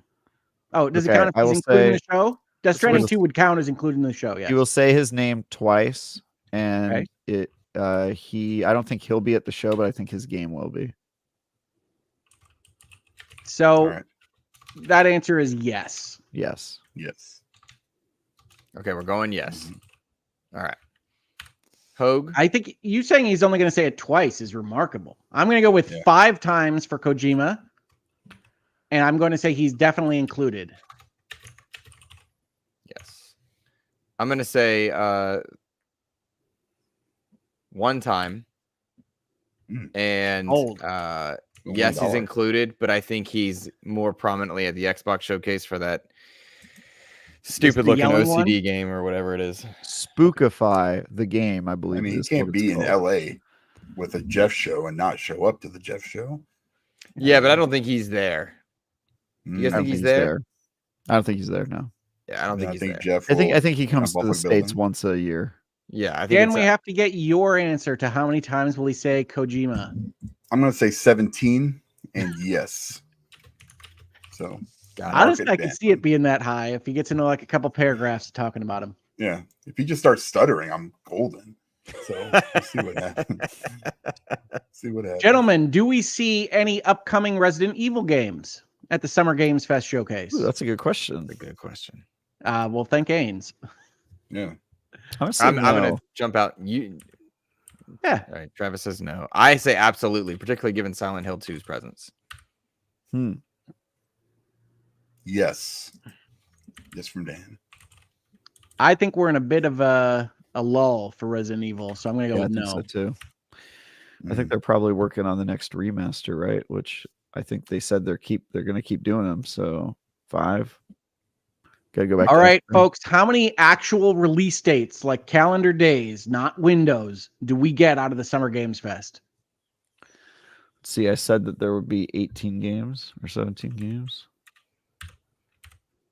6. This would include shadow drops, if there are any. I'm going to say 6. Okay. I'm going to go with 3, Luke. And thank you for taking record of all this stuff. No problem, man. Dan, how many release dates? 9. I love the optimism. Yeah. Good for you. I said 7. All right. And that's not, again, I'm not playing Price is Right. I'm just going with my gut. So yeah, I don't think we're playing Price is Right rules anyway. Well, the ones that Ains has labeled as closest, I think are Price is Right rules. But does that means if you go over your not over, just that you can you then go. It's not Price is Right rules, Hogue. Granted, lawyer. But as long as we're discussing this whole Summer Games Fest, do you think there will be a BioShock or Borderlands reference? Do we see anything about either? Does the movie count? The game? That's what I was going to say. The movie counts. The movie counts. Movie counts? Then yes. Yes. 100%. At Summer Games Fest. We're going to get supposed to come out next year, I think. Filming is done. I got news for the people behind the Borderlands movie. If you can't sell Mad Max, you ain't selling Borderlands. Oof. I'm going to go with Max. I saw that movie, by the way. It was great. I don't get what the deal is. Why are people like that? I think George Miller is an acquired taste. I think critics love him, and I think that people don't respond as much as critics do to the Mad Max kind of vibe. Yeah, but I'm not a movie critic, and I thought it was fun. Didn't say you were a movie critic. It was good though. Maybe I'm sure it is good. I would go see Furiosa at some point, but I'm not going to run out to see it. It's not something that's going to drive me to the movie theater. That was fun. Outside of that little sojourn into discussing George Miller's movieography, I do think there will be something about BioShock or Borderlands. Yes. Okay. So yes is across the board. I think the movie is what happens. Yeah, me too. Do we get double points if it's exactly the thing we guessed? No. The movie. Not. All right, now. I'm not recording it. How many of these will there be at the show? Exclusive. world premiere. Nice. Meaning that a game is unveiled for the very first time. We didn't know it existed until the Summer Games Fest. Is it? Yeah. Can we? What if we knew that it was in production, but it didn't have a name? Does that count? No, that won't count as. It'll count as a new game reveal. It won't eliminate that by project whatever. Okay, I'm gonna say 3. Travis is 3. I got 6. I like the base 10 evens. I'm gonna go with 5. I will go with 9. Whoa! Like you are way 9 world overestimating premieres. how many new Now, games. are those 9 world premieres also the games getting their actual release dates? Some of them, yeah. There's got to be a little bit of crossover. Actually, 46. You think a game is really going to be active. announced and then also get its exact release date on the announcement It's date? those shadow drops. He's calling for 9 hi-fi rushes at the Summer Dan, have Games you ever watched one of these shows? Yes. Yes. I'm shooting. I like like Hi-Fi the Rush. It's an optimism. award-winning We need a game. boost. We Let's need some kind of believe in boost. something. I like guess shadow Dan. drops technically would meet that criteria. Mhm. Yes, they would. If there's 9 shadow drops, then yeah, you'll be right. Otherwise, you will be for sure wrong. But the that's Summer usually Games the Fest case. is only one of this Yes. June's shows. We also have the Xbox Showcase and Black Ops 6 Direct on Sunday of this coming week, where our erstwhile leader Ainsley Bowden is actually going to be in attendance. And I think Luke might be down there too, no? I will. I'll be in the room. So it's 90 minutes long. It includes the Black Ops 6 Direct. What are your biggest hopes for the show, Dan? I mean, it's something single player, over the shoulder, third person, narrative driven, maybe some light RPG elements, my wheelhouse. So games? Games. Cognito, he always says, we just need one. And I'm still on that, Dan wants to just fill up one. some bars and go through a personal journey and whatever. maybe adventure a little Not bit. Forsaken, but pretty much anything else. Yeah, but then when the problem with Cog's question is that he's narrowed the scope so insanely that that's okay. None of the games count. That's not okay. Get there. It's okay. It's not okay. I have to be honest, I'm not familiar with Lord Cognito's version of this question. His question is like, it's like it has to be exclusive, it has to be third person narrative, it has to be a new IP. He just keeps adding qualifiers until you're like, all right, he does like keep adding stuff. Like you're basically eliminating every other option that is possible so that none of the games they're working on can count. And it's like, okay. Yeah, it's very stupid. It's a dumb question, dumb prompt. I apologize. Well, that's what I want. So that's what I want. He wants. I like it, Dan. Get excited. What are you excited about coming out of the Xbox show, Travis? Well, if it's for points, I'm really excited and hope they show Black Ops 6. Yeah. This is not part of the guessing game. This is okay. What are you interested in? What am I interested in? Wait a minute. State of Decay 3 also. That would be awesome. Oh, yeah, that's true. That would be great. Actually, I think that will probably show up. That'd be awesome. Do we know what state of undress that game is in right now? Nice. Nope. It's on a good road now. It was on a rough road for a bit. Ow. All right. Let's see. I have not thought about this. I'm excited for them to show. That's okay, Travis. The people that follow us don't expect well thought out statements. Just go. What did they have? Are we being serious? Fable. Luke, why don't you answer this question since you probably have we're gonna get to Luke. Inside info. Yeah. Luke, what are you looking forward to out of Xbox this weekend? I think so. Obviously, this is the bread and butter of XCP, and we've been looking at this question a lot. We know a lot about what Xbox has in development, the number of games they've got that they are working on. Avowed, Indiana Jones, Flight Sim, Aura, Towerborn, State of Decay, Contraband, Perfect Dark, Fable, Everwild, Call of Duty, South by Midnight, Clockwork Revolution, Blade. Then we don't know about Gears of War, even if it's heavily rumored. We believe Doom is on the horizon of some sort. Outer Worlds 2. Outer Worlds 2. I would love this. I would as well. But I think truly what I want Not accounting for leaks or things that's kind of come out that have been publicized. What I want are people to be excited about the Xbox brand, because we're no longer discussing acquisitions and legalities. No offense intended, Hogue, but we're not discussing court cases. We're not talking about anything other than what games are on the horizon for Xbox. I think the only stick in the mud that people tend to have on socials now is it multi-platform? And we just had a state of play where over half the games are multi-platform on PC or otherwise. And so I'm excited for people to see this Xbox conference, get some answers, and know what's coming and be excited for the brand in a way that I don't think they've been allowed to be without an asterisk next to it for the last few years because of a lot of these acquisition elements. I think that's what I'm actually excited for, is to just look at the games and be excited for the games. I don't care what platforms they're on. If they're at the Xbox showcase, I get to play them on my Xbox, or in all likelihood, majority in Game Pass somehow, some way. And so that's going to be fun. And I'm looking forward to that. Yeah, I appreciate you listing some of the stuff they're working on, because I often forget about what games are. We had to make a list because they've announced so much. Travis. They have a big company now. Also, stick in the mud means that they're stuck up. You mean fly in the ointment? I believe. Apologies. Yes, good point. Good point. I retract my statement about stick in the mud. Fly entirely. The entire text of the. Hey, by the way, the person that makes that correction, Luke, is a stick in the mud. That's true. I am a stick in the mud for pointing out that. Yeah, for sure. Just to be clear, I'm gonna do a little bit of a zig and say I would like to really see some of what Shattered Space is supposed to be.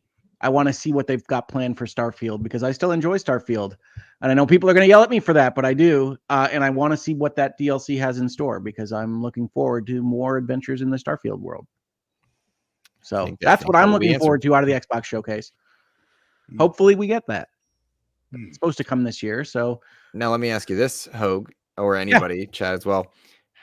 If I was to see any Xbox game at Summer Game Fest and say more info to come, I think it would be Shattered Space, Starfield. You get eyes on it at Summer Game Fest, and you say more to come at Xbox Showcase, or Xbox Showcase Extended, or something akin to that. They've not announced an extended, but Shattered Space, if you want to put eyes on Xbox and you want to do it at Summer Game Fest, I think that's the game you do it with, because Call of Duty will bring its own audience. Shattered Space might be the one where you reignite. Hey, this is out right now. You can play it. It's in a great state, 60 frames on console, Shattered Space on the way. And maybe even tease that. I don't think you tease it for PlayStation, but like, come on, guys. Like, Starfield's coming. I think it will be Call of Duty that is at the Summer Games. Right. I mean, like a sizzle reel, or I think they'll show Call of Duty, and then they'll be like, by the way, this is an Xbox game now, in case you didn't hear the news. Come and watch the Xbox showcase to learn everything about Call of Duty, because I think after a 10-year partnership with Sony and Call of Duty being on that stage for a really long time, I think they're going to want to like pull that out and wave it as their banner and get people to go watch their Xbox show, because we've got Call of Duty. That's probably, if you're trying to get the largest audience, that's the way to do it, right? More people care about that game. I agree with you. I think like in sizzle form, yes. Yeah, I think in a sizzle type element, but if like you're going to spotlight or talk about a game, I think you talk about Shattered Space. I guess that's the difference, and that's a little difference, but I think that's. What the hell is Shattered Space? Shattered Space is the DLC for Starfield. Expansion. We know it's okay. I got you. Oh, you think that's going to bring a bunch of people back? No, son. No. He was talking about Call of Duty. Oh, Call of Duty, yeah, for sure. Yeah, it's Call of Duty. I think you put eyes on Shattered Space, because the game is in a great state now compared to its launch. And I think you want to get people hyped up for Starfield again. And Summer Game Fest is where you get new eyes, or as opposed to Xbox, which is they're already kind of getting it, I would think. You're probably already interested in Xbox if you're tuning in for the Xbox show. That's true. Exactly, yeah. But now that we're all in the Xbox frame of mind, we can do our guessing game again, gentlemen. Yeah, so what game will be on Phil's shirt on Sunday, Travis? Ooh. God, he always chooses something that is not relevant. So I'm going to say Banjo-Kazooie.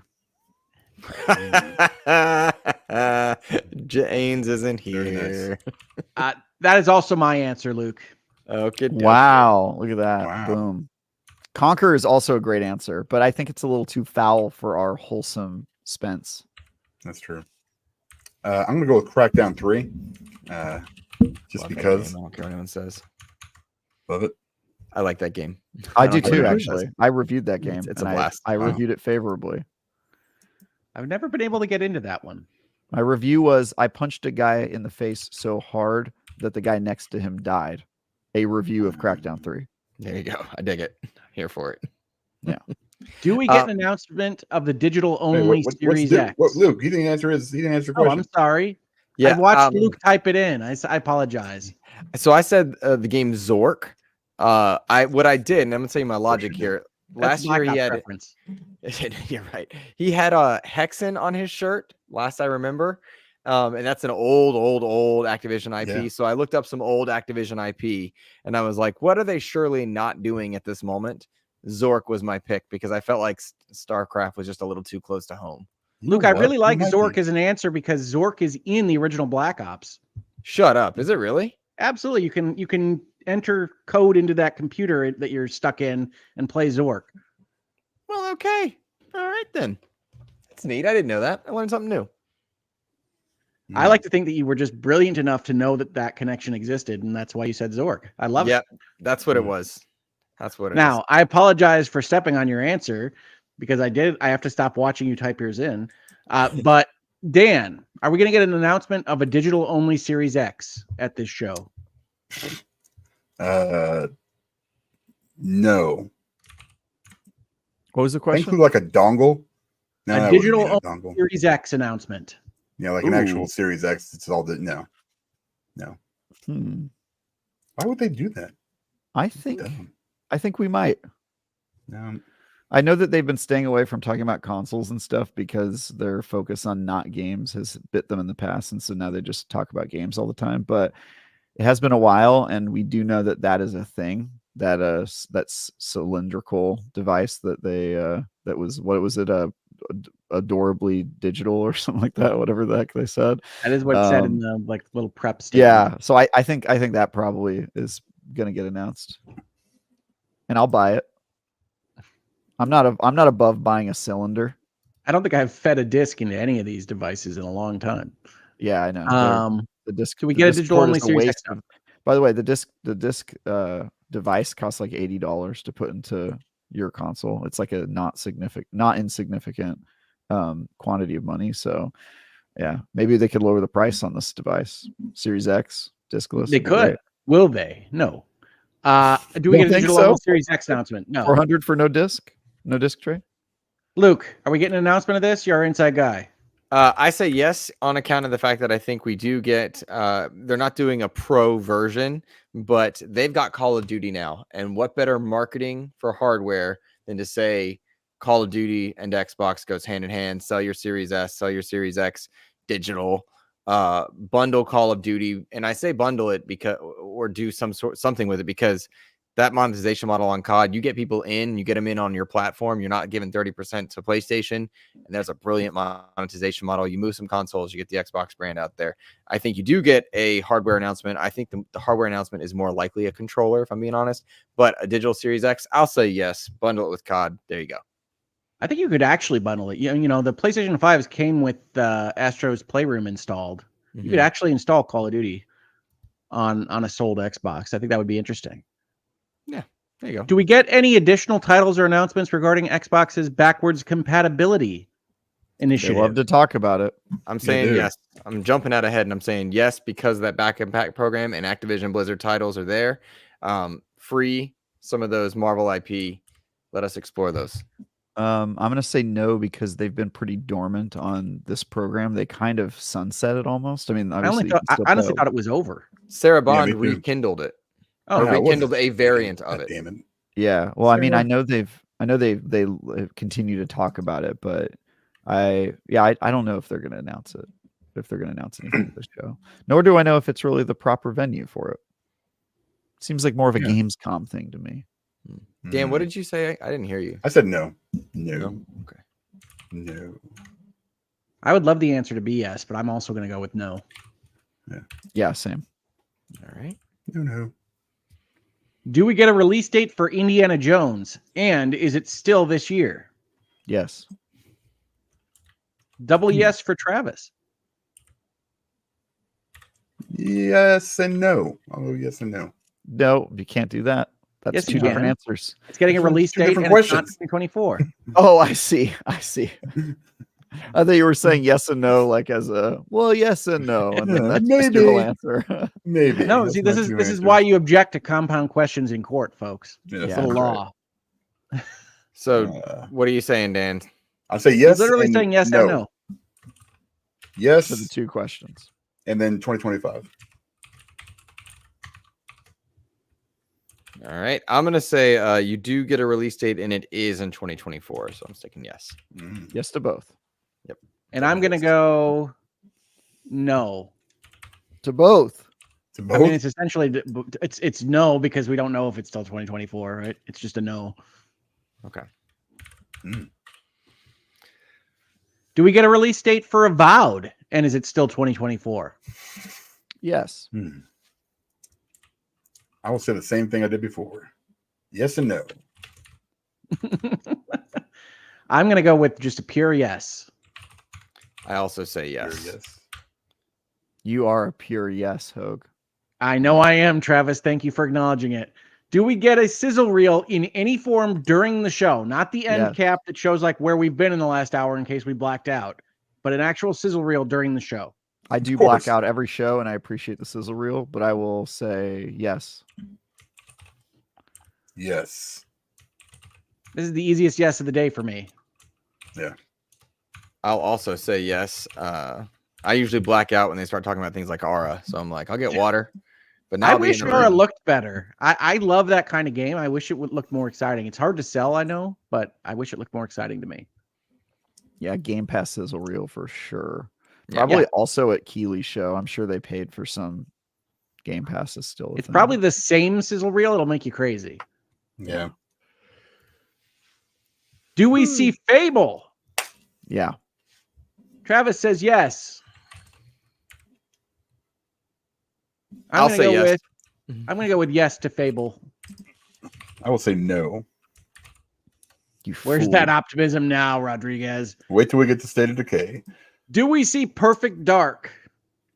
No. No. No No. chance. No, with a laugh as well. I agree with the laughter from Travis. Yeah. No. We will see Perfect Dark in a separate showcase. It'll be a KFC Taco Bell combination store, except for this will be Perfect Dark Beyond Good and Evil 2 showcase. It'll just where they be we show sold the IP back to Nintendo. both of those Enjoy. games. Yeah. Great. Do we see State of Decay 3? Yes and yes. I didn't ask the second question yet, Dan. I'm going to say yes and yes. Okay. Well, Dan's second question is, will there be gameplay shown? Yes. Yeah, I'll say yes to this one as well. Gameplay shown. I don't know if we're there yet. I'm gonna say Will it? no to Will it? gameplay, but I'll say screw you, yes to it being shown. I will go with yes and yes because I feel like I can support Dan and his desire to see some Thank you. gameplay of this. I mean, you know, I'm never going to come close to winning any of this. You know, manifestation doesn't work, right? Hey, I know that positive thinking can have an important effect on your physical and mental well-being. That is true. Yeah. And if it's related to you, but manifesting external things, that's silly. it's already done. Fair enough. I'm I'm going not to go talking yes and no. Secret On here. I'm just account talking of, about being positive. Do we see South of Midnight, gentlemen? Wait. Hold on. Luke was answering. yes and no, because yes, it's in that sizzle reel. No, it's not gameplay. So they're just going to sizzle with some CGI? I think it'll be in engine. It'll We're be gonna in sizzle engine, State but of I don't know Decay if you can call it 3? gameplay. No way. State of Decay is not ready. It's not ready. A lot of those It's games not, that were yeah. greenlit in COVID, I doubt are ready. I don't want to hear All it. right. Shut Well, your I damn do mouth. apologize for jumping on Luke a couple times now. Do we see South of Midnight? Let's start with Luke. Yes. Yes, we see South of Midnight. All right. Dan, do you remember what Sure. South of Midnight is? No, but I'm going to say yes anyway. Is that the one on in the Bayou thing? It is. Yep. It's the one in the Okay, Bayou. yes. The one in the Bayou. That's all I know. Travis, anything from South of Midnight? I'm gonna say no. I think it's a little too early, considering the last thing we got was just a CGI cutscene. I'm going to go with no as well. Do we see Clockwork Revolution? Yes. Oh, wait. Yeah. Dan? Oh, no. Yes, 100%. No doubter. I have no idea. That one seems further away than I think. I'm gonna go with Oh no. They showed gameplay in that the last time we saw it. I'm going to say yes as well. I think South of Midnight and Clockwork Revolution are their 2025 pillar titles, or among their pillar titles. So I think yes. I'll buy that, but my answers differ from yours. So You'll maybe say I'm no. just screwed. Who knows? Yeah. How many new IPs are unveiled for the first time? Doesn't matter if it's first or third party. Or second party, presumably. He just didn't mention that in the question. 3. 1. Trav says Wow. 1. I'll say 3. New IPs are rare. Like, I would not be surprised if the answer was 0. I think To be indie clear, is the way you get he out of that. doesn't mean it could be a Marvel game. Microsoft Presents Blade is a new IP for purposes of this question. Oh, I see. Not because we know about Blade, but it was when it was first announced. Yes, if you're counting indies, it's not first. Doesn't have to be first party, and it doesn't have to be an actual new intellectual property. It just has to be a new entry that A new video game that we didn't know about. Yeah, I'll say 3. I like 3. 3's my answer as well. I'm going with 7. There's Mr. Optimistic. He's hella I'm optimistic. lifting up the Xbox community now. Bring it up. Does Matt Booty appear at any point? I hope not. Damn. I hope not from Travis. Wow. Is that your answer? No? Yeah, I'm gonna say Mine's a no. No. Mine's a no as well. We We don't want to talk about layoffs. I'm inclined to say no as well because currently I think he stepped on a rake, and I think they give Sarah Bond a chance to redeem. They don't give him a chance. He doesn't need to redeem. What was his rake? The day after they closed Tango, he said that they need award-winning small games. Yeah, that thing. Yeah, that was the internal email that leaked. Was it internal? I think it was. Yeah, something like a. Like he was sending like an email to like his team. Oh yeah, it was a town hall. It was a town hall. Yeah. So he said the words out loud, and while Tango GameWorks' pitch was going to be a 5-year plan or just under it to get oh my gosh, Hi-Fi 2 out there, the return of investment would have been low. So it makes sense to decommission that project, but then to close the studio and say we don't want to, or we want award-winning games after it has won awards was just ouch. So it cast all of Hellblade 2 and Ninja Theory's studio success into doubt because he said that. Whereas Hellblade 2 was on the verge of releasing, and it's a smaller project by comparison to some of the AAAs out there. Everybody started talking about what's going to happen with Hellblade 2 and Ninja Theory, and that's a self-inflicted wound. That wasn't, those questions wouldn't have been asked in the same way had Tango stayed open. So, no, in short, we don't see Moody out there. No booty. No booty, Dan. You heard it here. Yeah. That's right. No booty, Dan.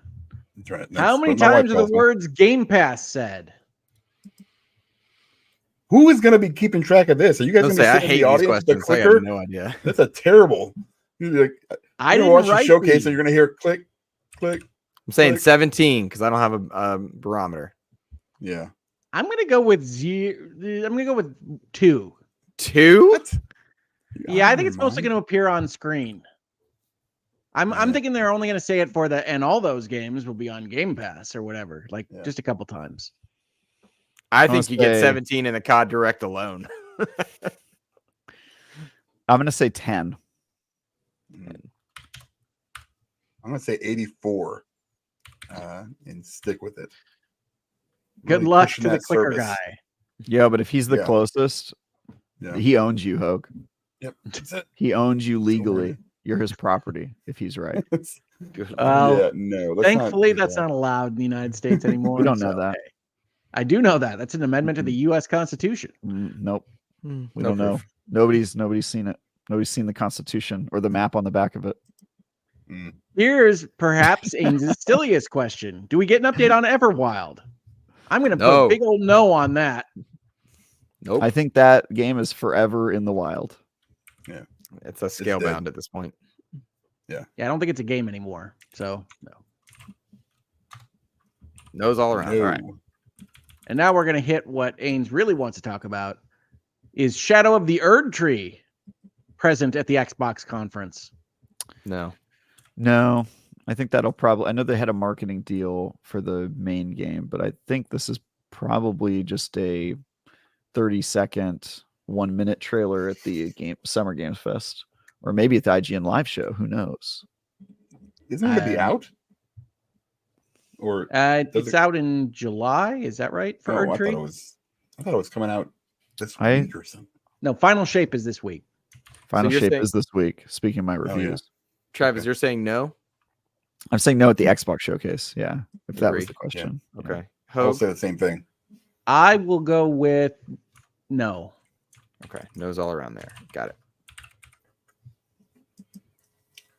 Does June 21st, so it will be after the show. Okay. Does the new Doom, which Ains has called Doom the Dark Ages because of the leaks, get a release window? And if so, is it in the first half of 2025? Yes. Yes and yes. So I know somebody who's working on this game. Abstain. Okay. Then I will answer after you. Yeah. Travis is not going to abstain just because of conflict of informational interest. I am going to, for sure. Absolutely, I'm going to abstain. Well, what did Luke say? He said yes and yes. I'll go with him. He did say yes and yes. I'm going to go with yes and no. All right. I see that as November next year. Mm. Do we get a Shattered Space release date for the Starfield DLC? Sure. Why not? Dan says, yeah, let's do it. It's just a date. What do we got to lose? Is it a date or is it a window?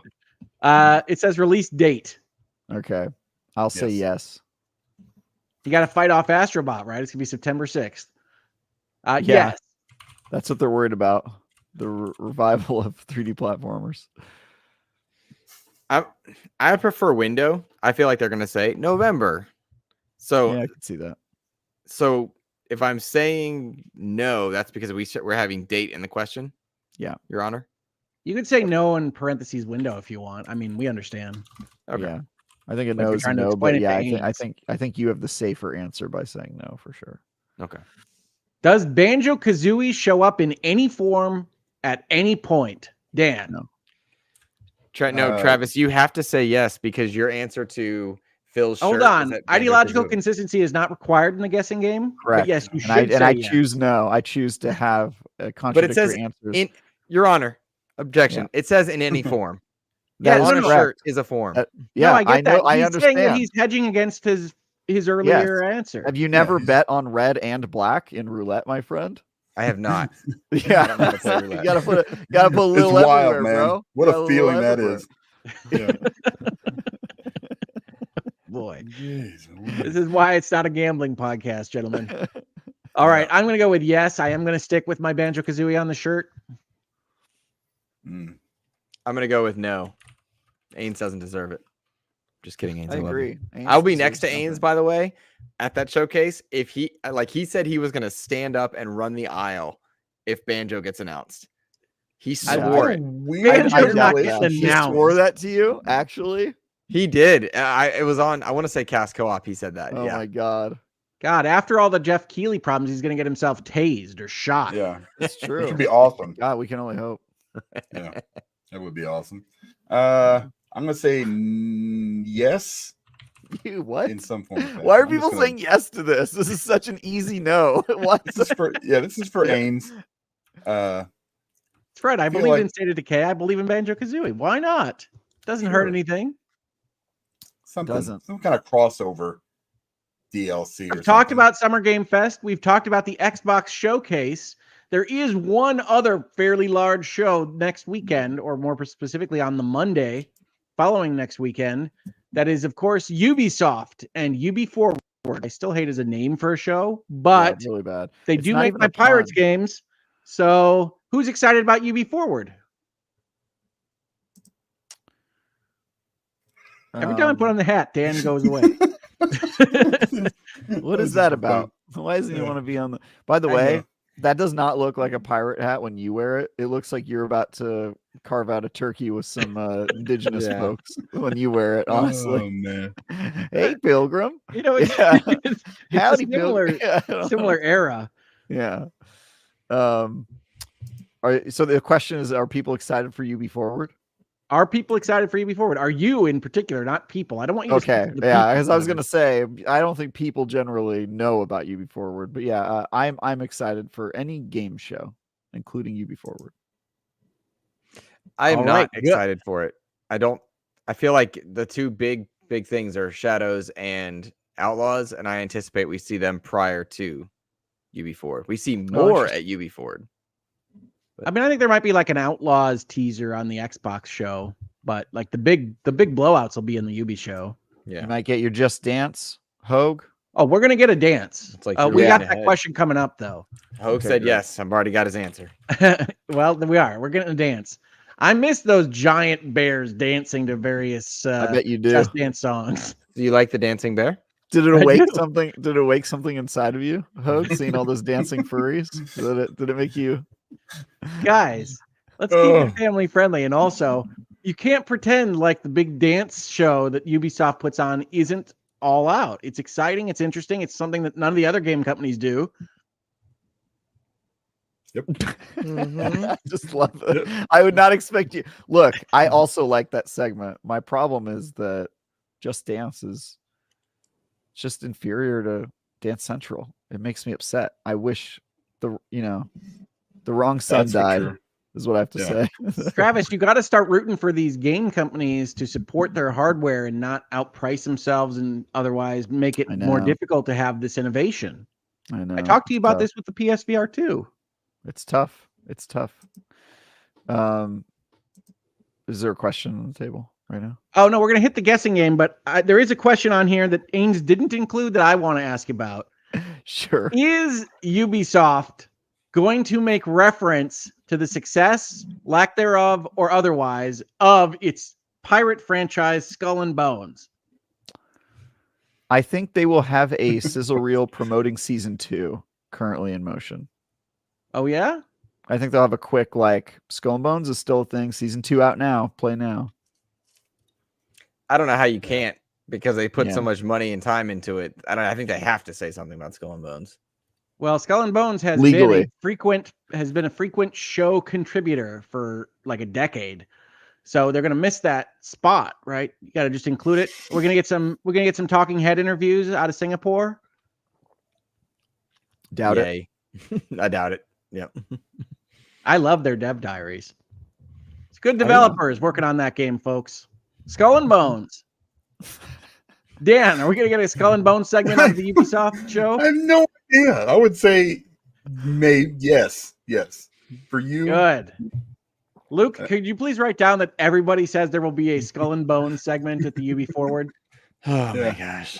Thank you, man. I mean, that is accurate. I think it is pretty likely.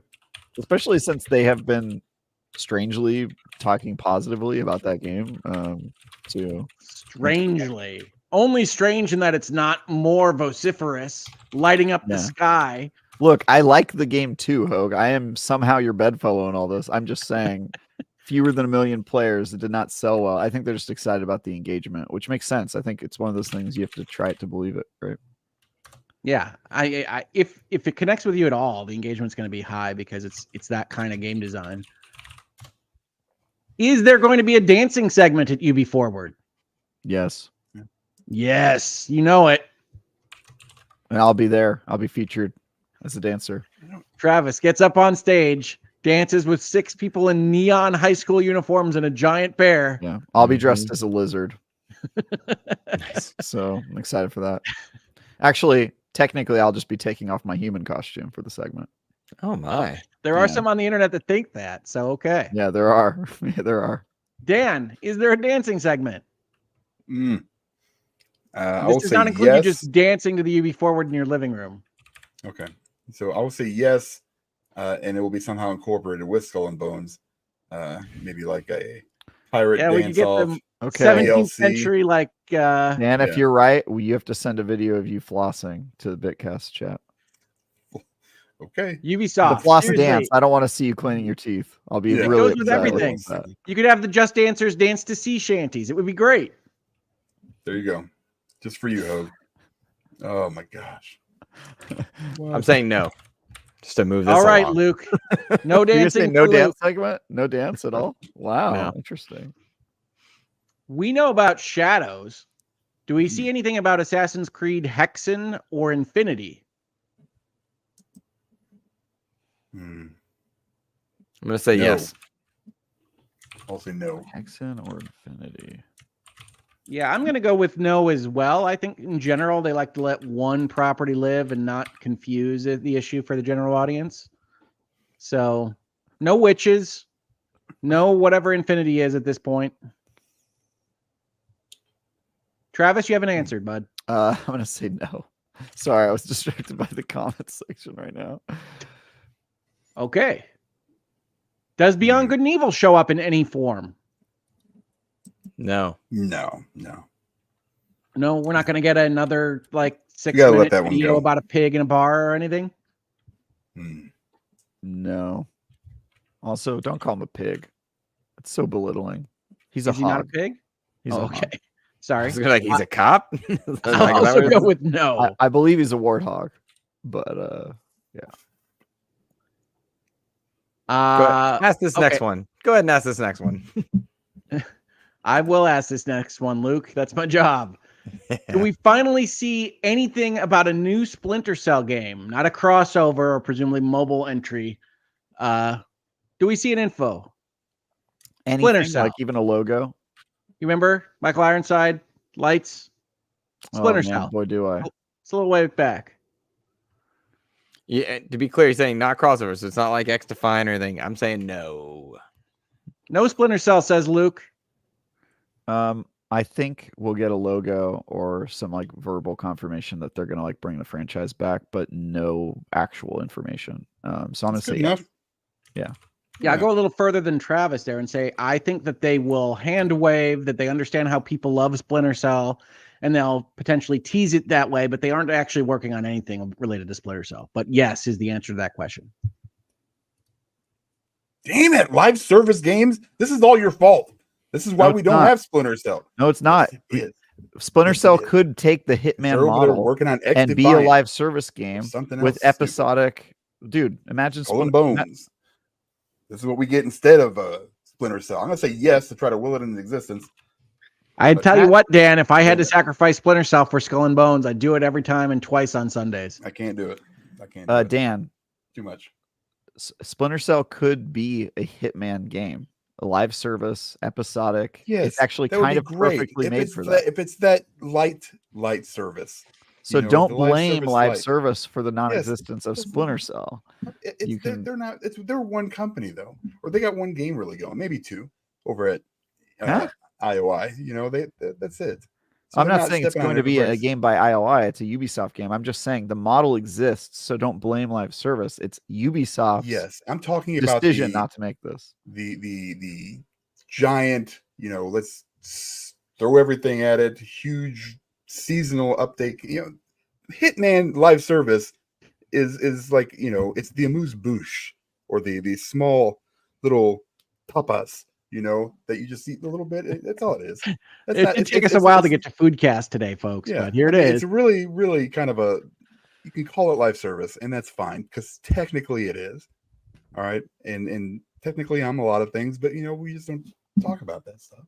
So fine.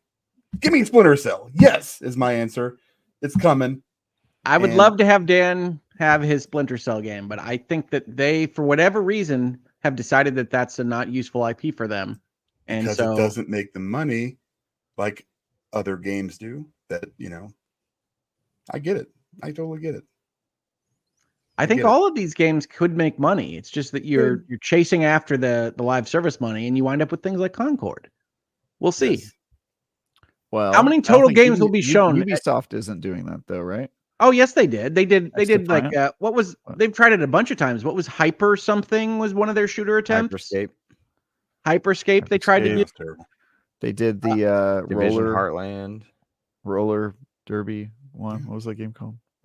Dead Games. Roller Dome? No. No. No, they They did. did They Foam have a Stars? roller skating. Roller No, that was Champions. Square Enix. I'm sorry. That was Square Enix. Roller Champions. Dead Yeah. game.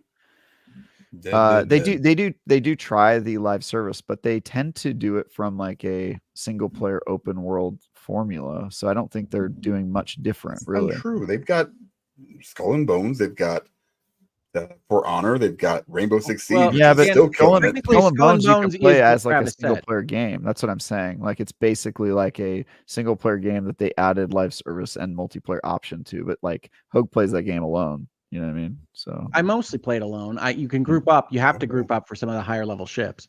yeah. Mm. And they're kind of like that too with what's the Extreme Sports game that we reviewed?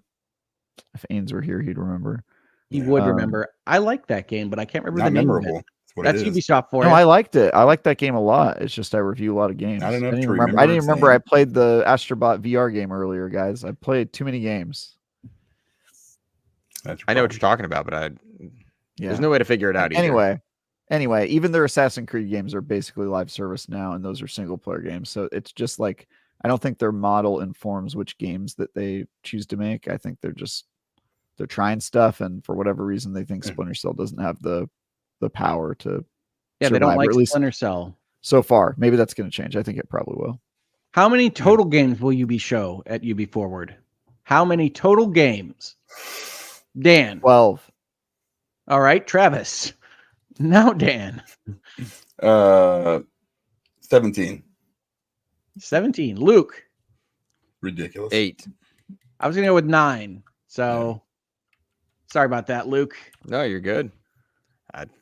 It's always a toss-up because, like, how many, like, small titles, like Prince of Persia type stuff are we looking at versus some of the biggest AAA? And that's kind of like the kicker there. Yeah, there'll be some randoms in there. Does the Sands of Time remake show up? I forgot that it existed. I have to say yes because I really need some games here. So yes. Travis. Yeah. Luke. Sure. Yes. Yeah, they owe us an update on this one. Yes. Does Ubisoft unveil any brand new IPs? Brand new for me, for Ains. That this can't go with one of their franchises. This has to be new. No. Dan? Yes. Again, this is more for I need more games. So I say yes No. also. I love how you're wishing. These are wishes and not I'm just predictions. wishing. No, I mean I picked like 17 games at the Ubisoft Forward, which I know is actually outrageous, but so I have to like everything after this is like a yes. Has to be. Does Just Rayman because. make an appearance in any form? Or, as I like to say, Rayman. Raymond. Raven? Why you I'm saying yes Yes. and yes. why you jumping on this The platform second and that question that platform? Luke is also answering is, if he does appear, will it be a Rayman game? Fair. Yes and yes. Yeah, it'll be called Raymond Yiddish Odyssey, and he'll be on a quest to explore his roots as a Just member of the because tribe. Everybody loves Rayman. Raymond. Jumping on this platform and that platform, every which way. All right. Okay. Yes and yes for Travis. I'm going to go with yes and no for me. Sorry, what was the second question? I don't even think I processed Will it be a that. game? Will Rayman be there, and will it be a Rayman game? Yeah, probably. Sure. And that's it for our guessing game contest, everybody. We're going to see how that goes really after next weekend, because it won't be done when we have our next Bitcast, I don't think. But thank you for participating, Luke. Thank you for taking everything down. Of course. I really appreciate the help there. And for folks in chat, if you think we're idiots, please let us know in the comments or right now in chat or membership messages, whatever else floats your boat, as it were. And we'll talk about a few super chats right now. Oh, are we? Derek A with the $5 super chat. Dan, what's your opinion on people who enjoy Puerto Rican food and music that aren't Puerto Rican? I get looks as a white guy who enjoys the culture. I said, listen, man, do whichever you want to do. I mean, Puerto Rican food is delicious. So Dan's not gonna gatekeep this for me. I'm not gonna tell you not to do it. I'm not gatekeeping this stuff. The music, fantastic too. There's a lot of good stuff coming out of there. So yeah, enjoy it. It's okay to be white and enjoy ethnic food. Just clip that. Yeah. Dan, I'm Dan, just saying. I'm going to expose my my ignorance on this. What is Puerto Rican? What is good Puerto Rican food? I know Cuban food. What is Puerto Rican food? It's most Hispanic food is similar in some like sense. So I'm a big fan of like pasteles, which are kind of like a wrapped, kind of like a slimy tamale almost is the best way to describe it. Mofongo is a very popular one that people like. I don't eat it a whole lot. We're really big into like the rice and beans. Pernil is another one. It's like a roast pork with like the skin on it. I don't get that as much as I would like, but I mean, it's a lot of different spices. We like to. When I grew up, it was mostly like rice and beans. My dad would make like empanadillas, which are basically like smaller empanadas, and then like fried bananas, plantains. Plátanos is what they call them. So we eat them in like several different ways. You can have them sweet. You can smash them down, throw some salt on them. Super easy to make, and really, really good for like a little side dish. So also, yeah, man, enjoy it, Derek. The slimy, was it slimy tamale? Yeah, it's pasteles. I don't get those very often. They're very hard to make. Slimy tamale is my signature dance move. A lot of people don't know that. Well, that's good. Yeah, there you go. That's we don't get them. Yeah, it's very similar to that, but it's usually it's like filled with pork or olives or some other stuff. But my grandma used to make those, and I haven't had them for a while, and they're just really hard to make. So I've never really even attempted to go that way. Mysterious. Rob probably wants to see the slimy tamale. Dance move. Look it up. I'll get back to you on that, buddy. All right. Oh, your dance move, you mean? Yeah, he wants to see it. He wants to see the dance move. What is this? Mysterica Claws? All right. I like it. Member for 19 months. Fable is the only Xbox game ever played to the finish. I've ever played to the finish, maybe. So the new Fable would be a dream. Yeah. I mean, they're definitely working on a new Fable. We just don't know whether it'll be shown at this showcase, but we'll see. It's coming along. And I hope you like the new one. I was never a huge fan of Fable, but we'll see how the new one turns out. I like Fable as a concept, but that's more where I'm at. It's never really hit the heights that I've wanted it to hit. Rob with some nice thoughts. Again. Yeah. Again. So this is him promoting somebody else's thoughts. Just to be clear. Yeah. Skull and Bones was DOA. Dog shit on arrival. And that was from somebody else. That was Abdul. It's from Abdul. So Abdul commented it, and then Rob promoted it because he wanted Hogue to have to see it. It's actually hilarious. I've never heard that before. I accept that other people don't like some of the things that I like. We already talked about Hellblade last week, folks. I never heard that. That's hilarious. All right, Eleanor with the member comment. Thank you, Eleanor. Hogue today. I'm a pirate. Off to seal. It's a plunderful life for me. Is that seal or sea? I never read that as a seal. I thought it was off the sea. That makes way more sense now. Yeah. It's like a kiss from a rose on a grave. It's a plunderful life for me. It is, Eleanor, and I will be doing some skull and bonesing later today. I hope you join me in the wonderful Indian. Can we get some song out of you? This is a song lyric. Yeah. Oh, is it? Yeah. Let's hear you hit some notes, bro. Do it. My voice is just too good. We'd probably get demonetized.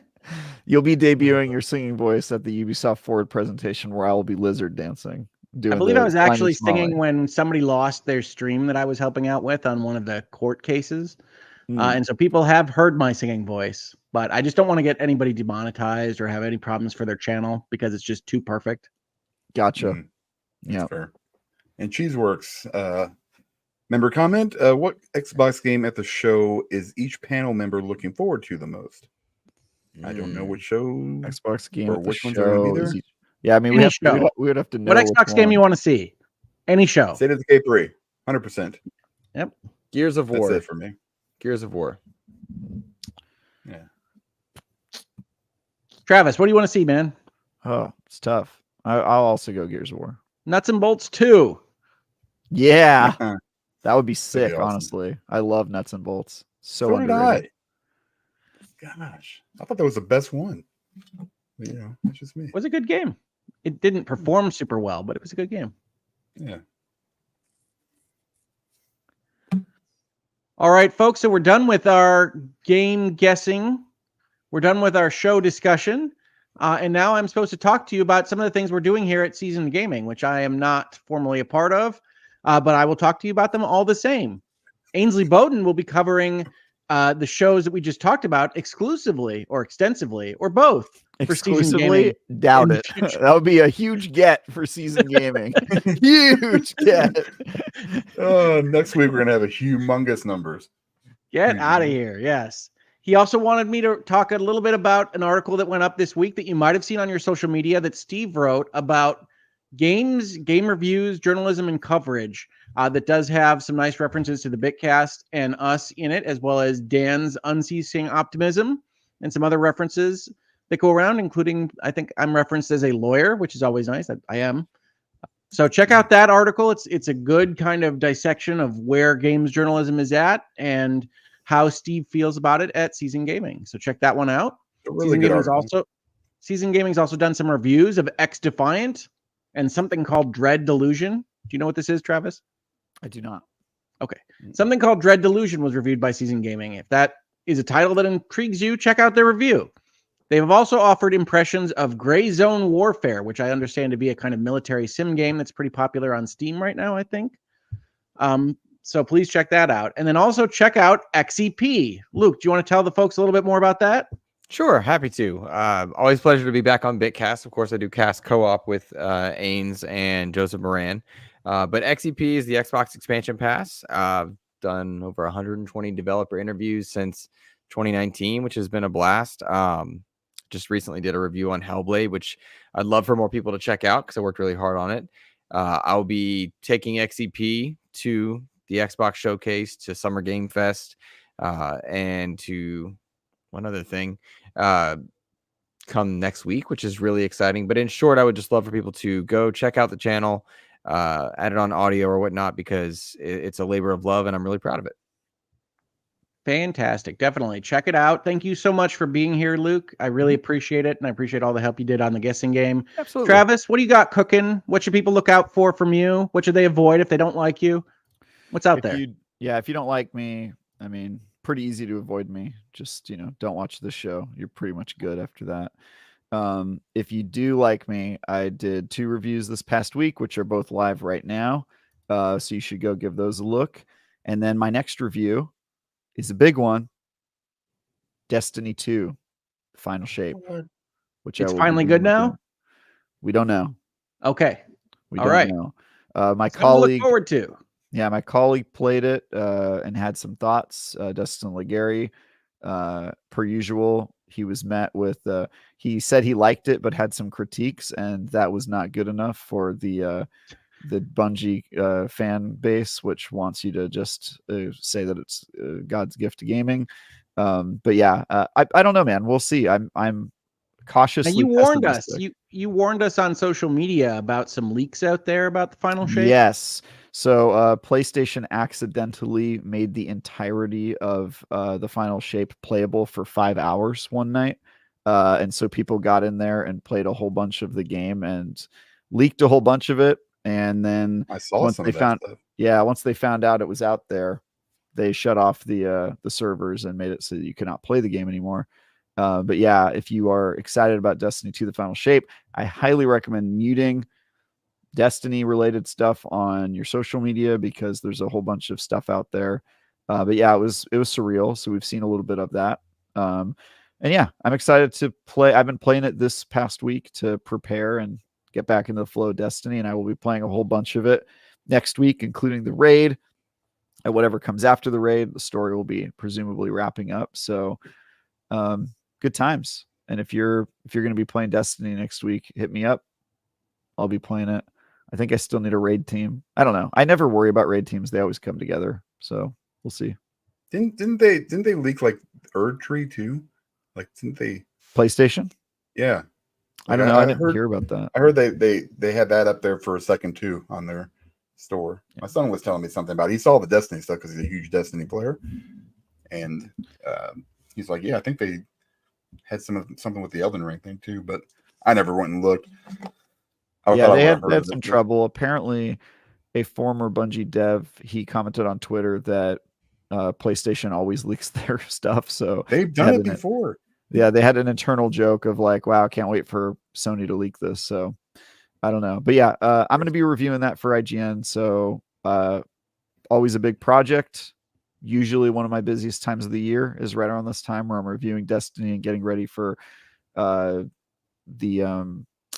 E3 coverage. So a lot of cool stuff coming up. Most of it I can't talk about, but yeah, Destiny, good times.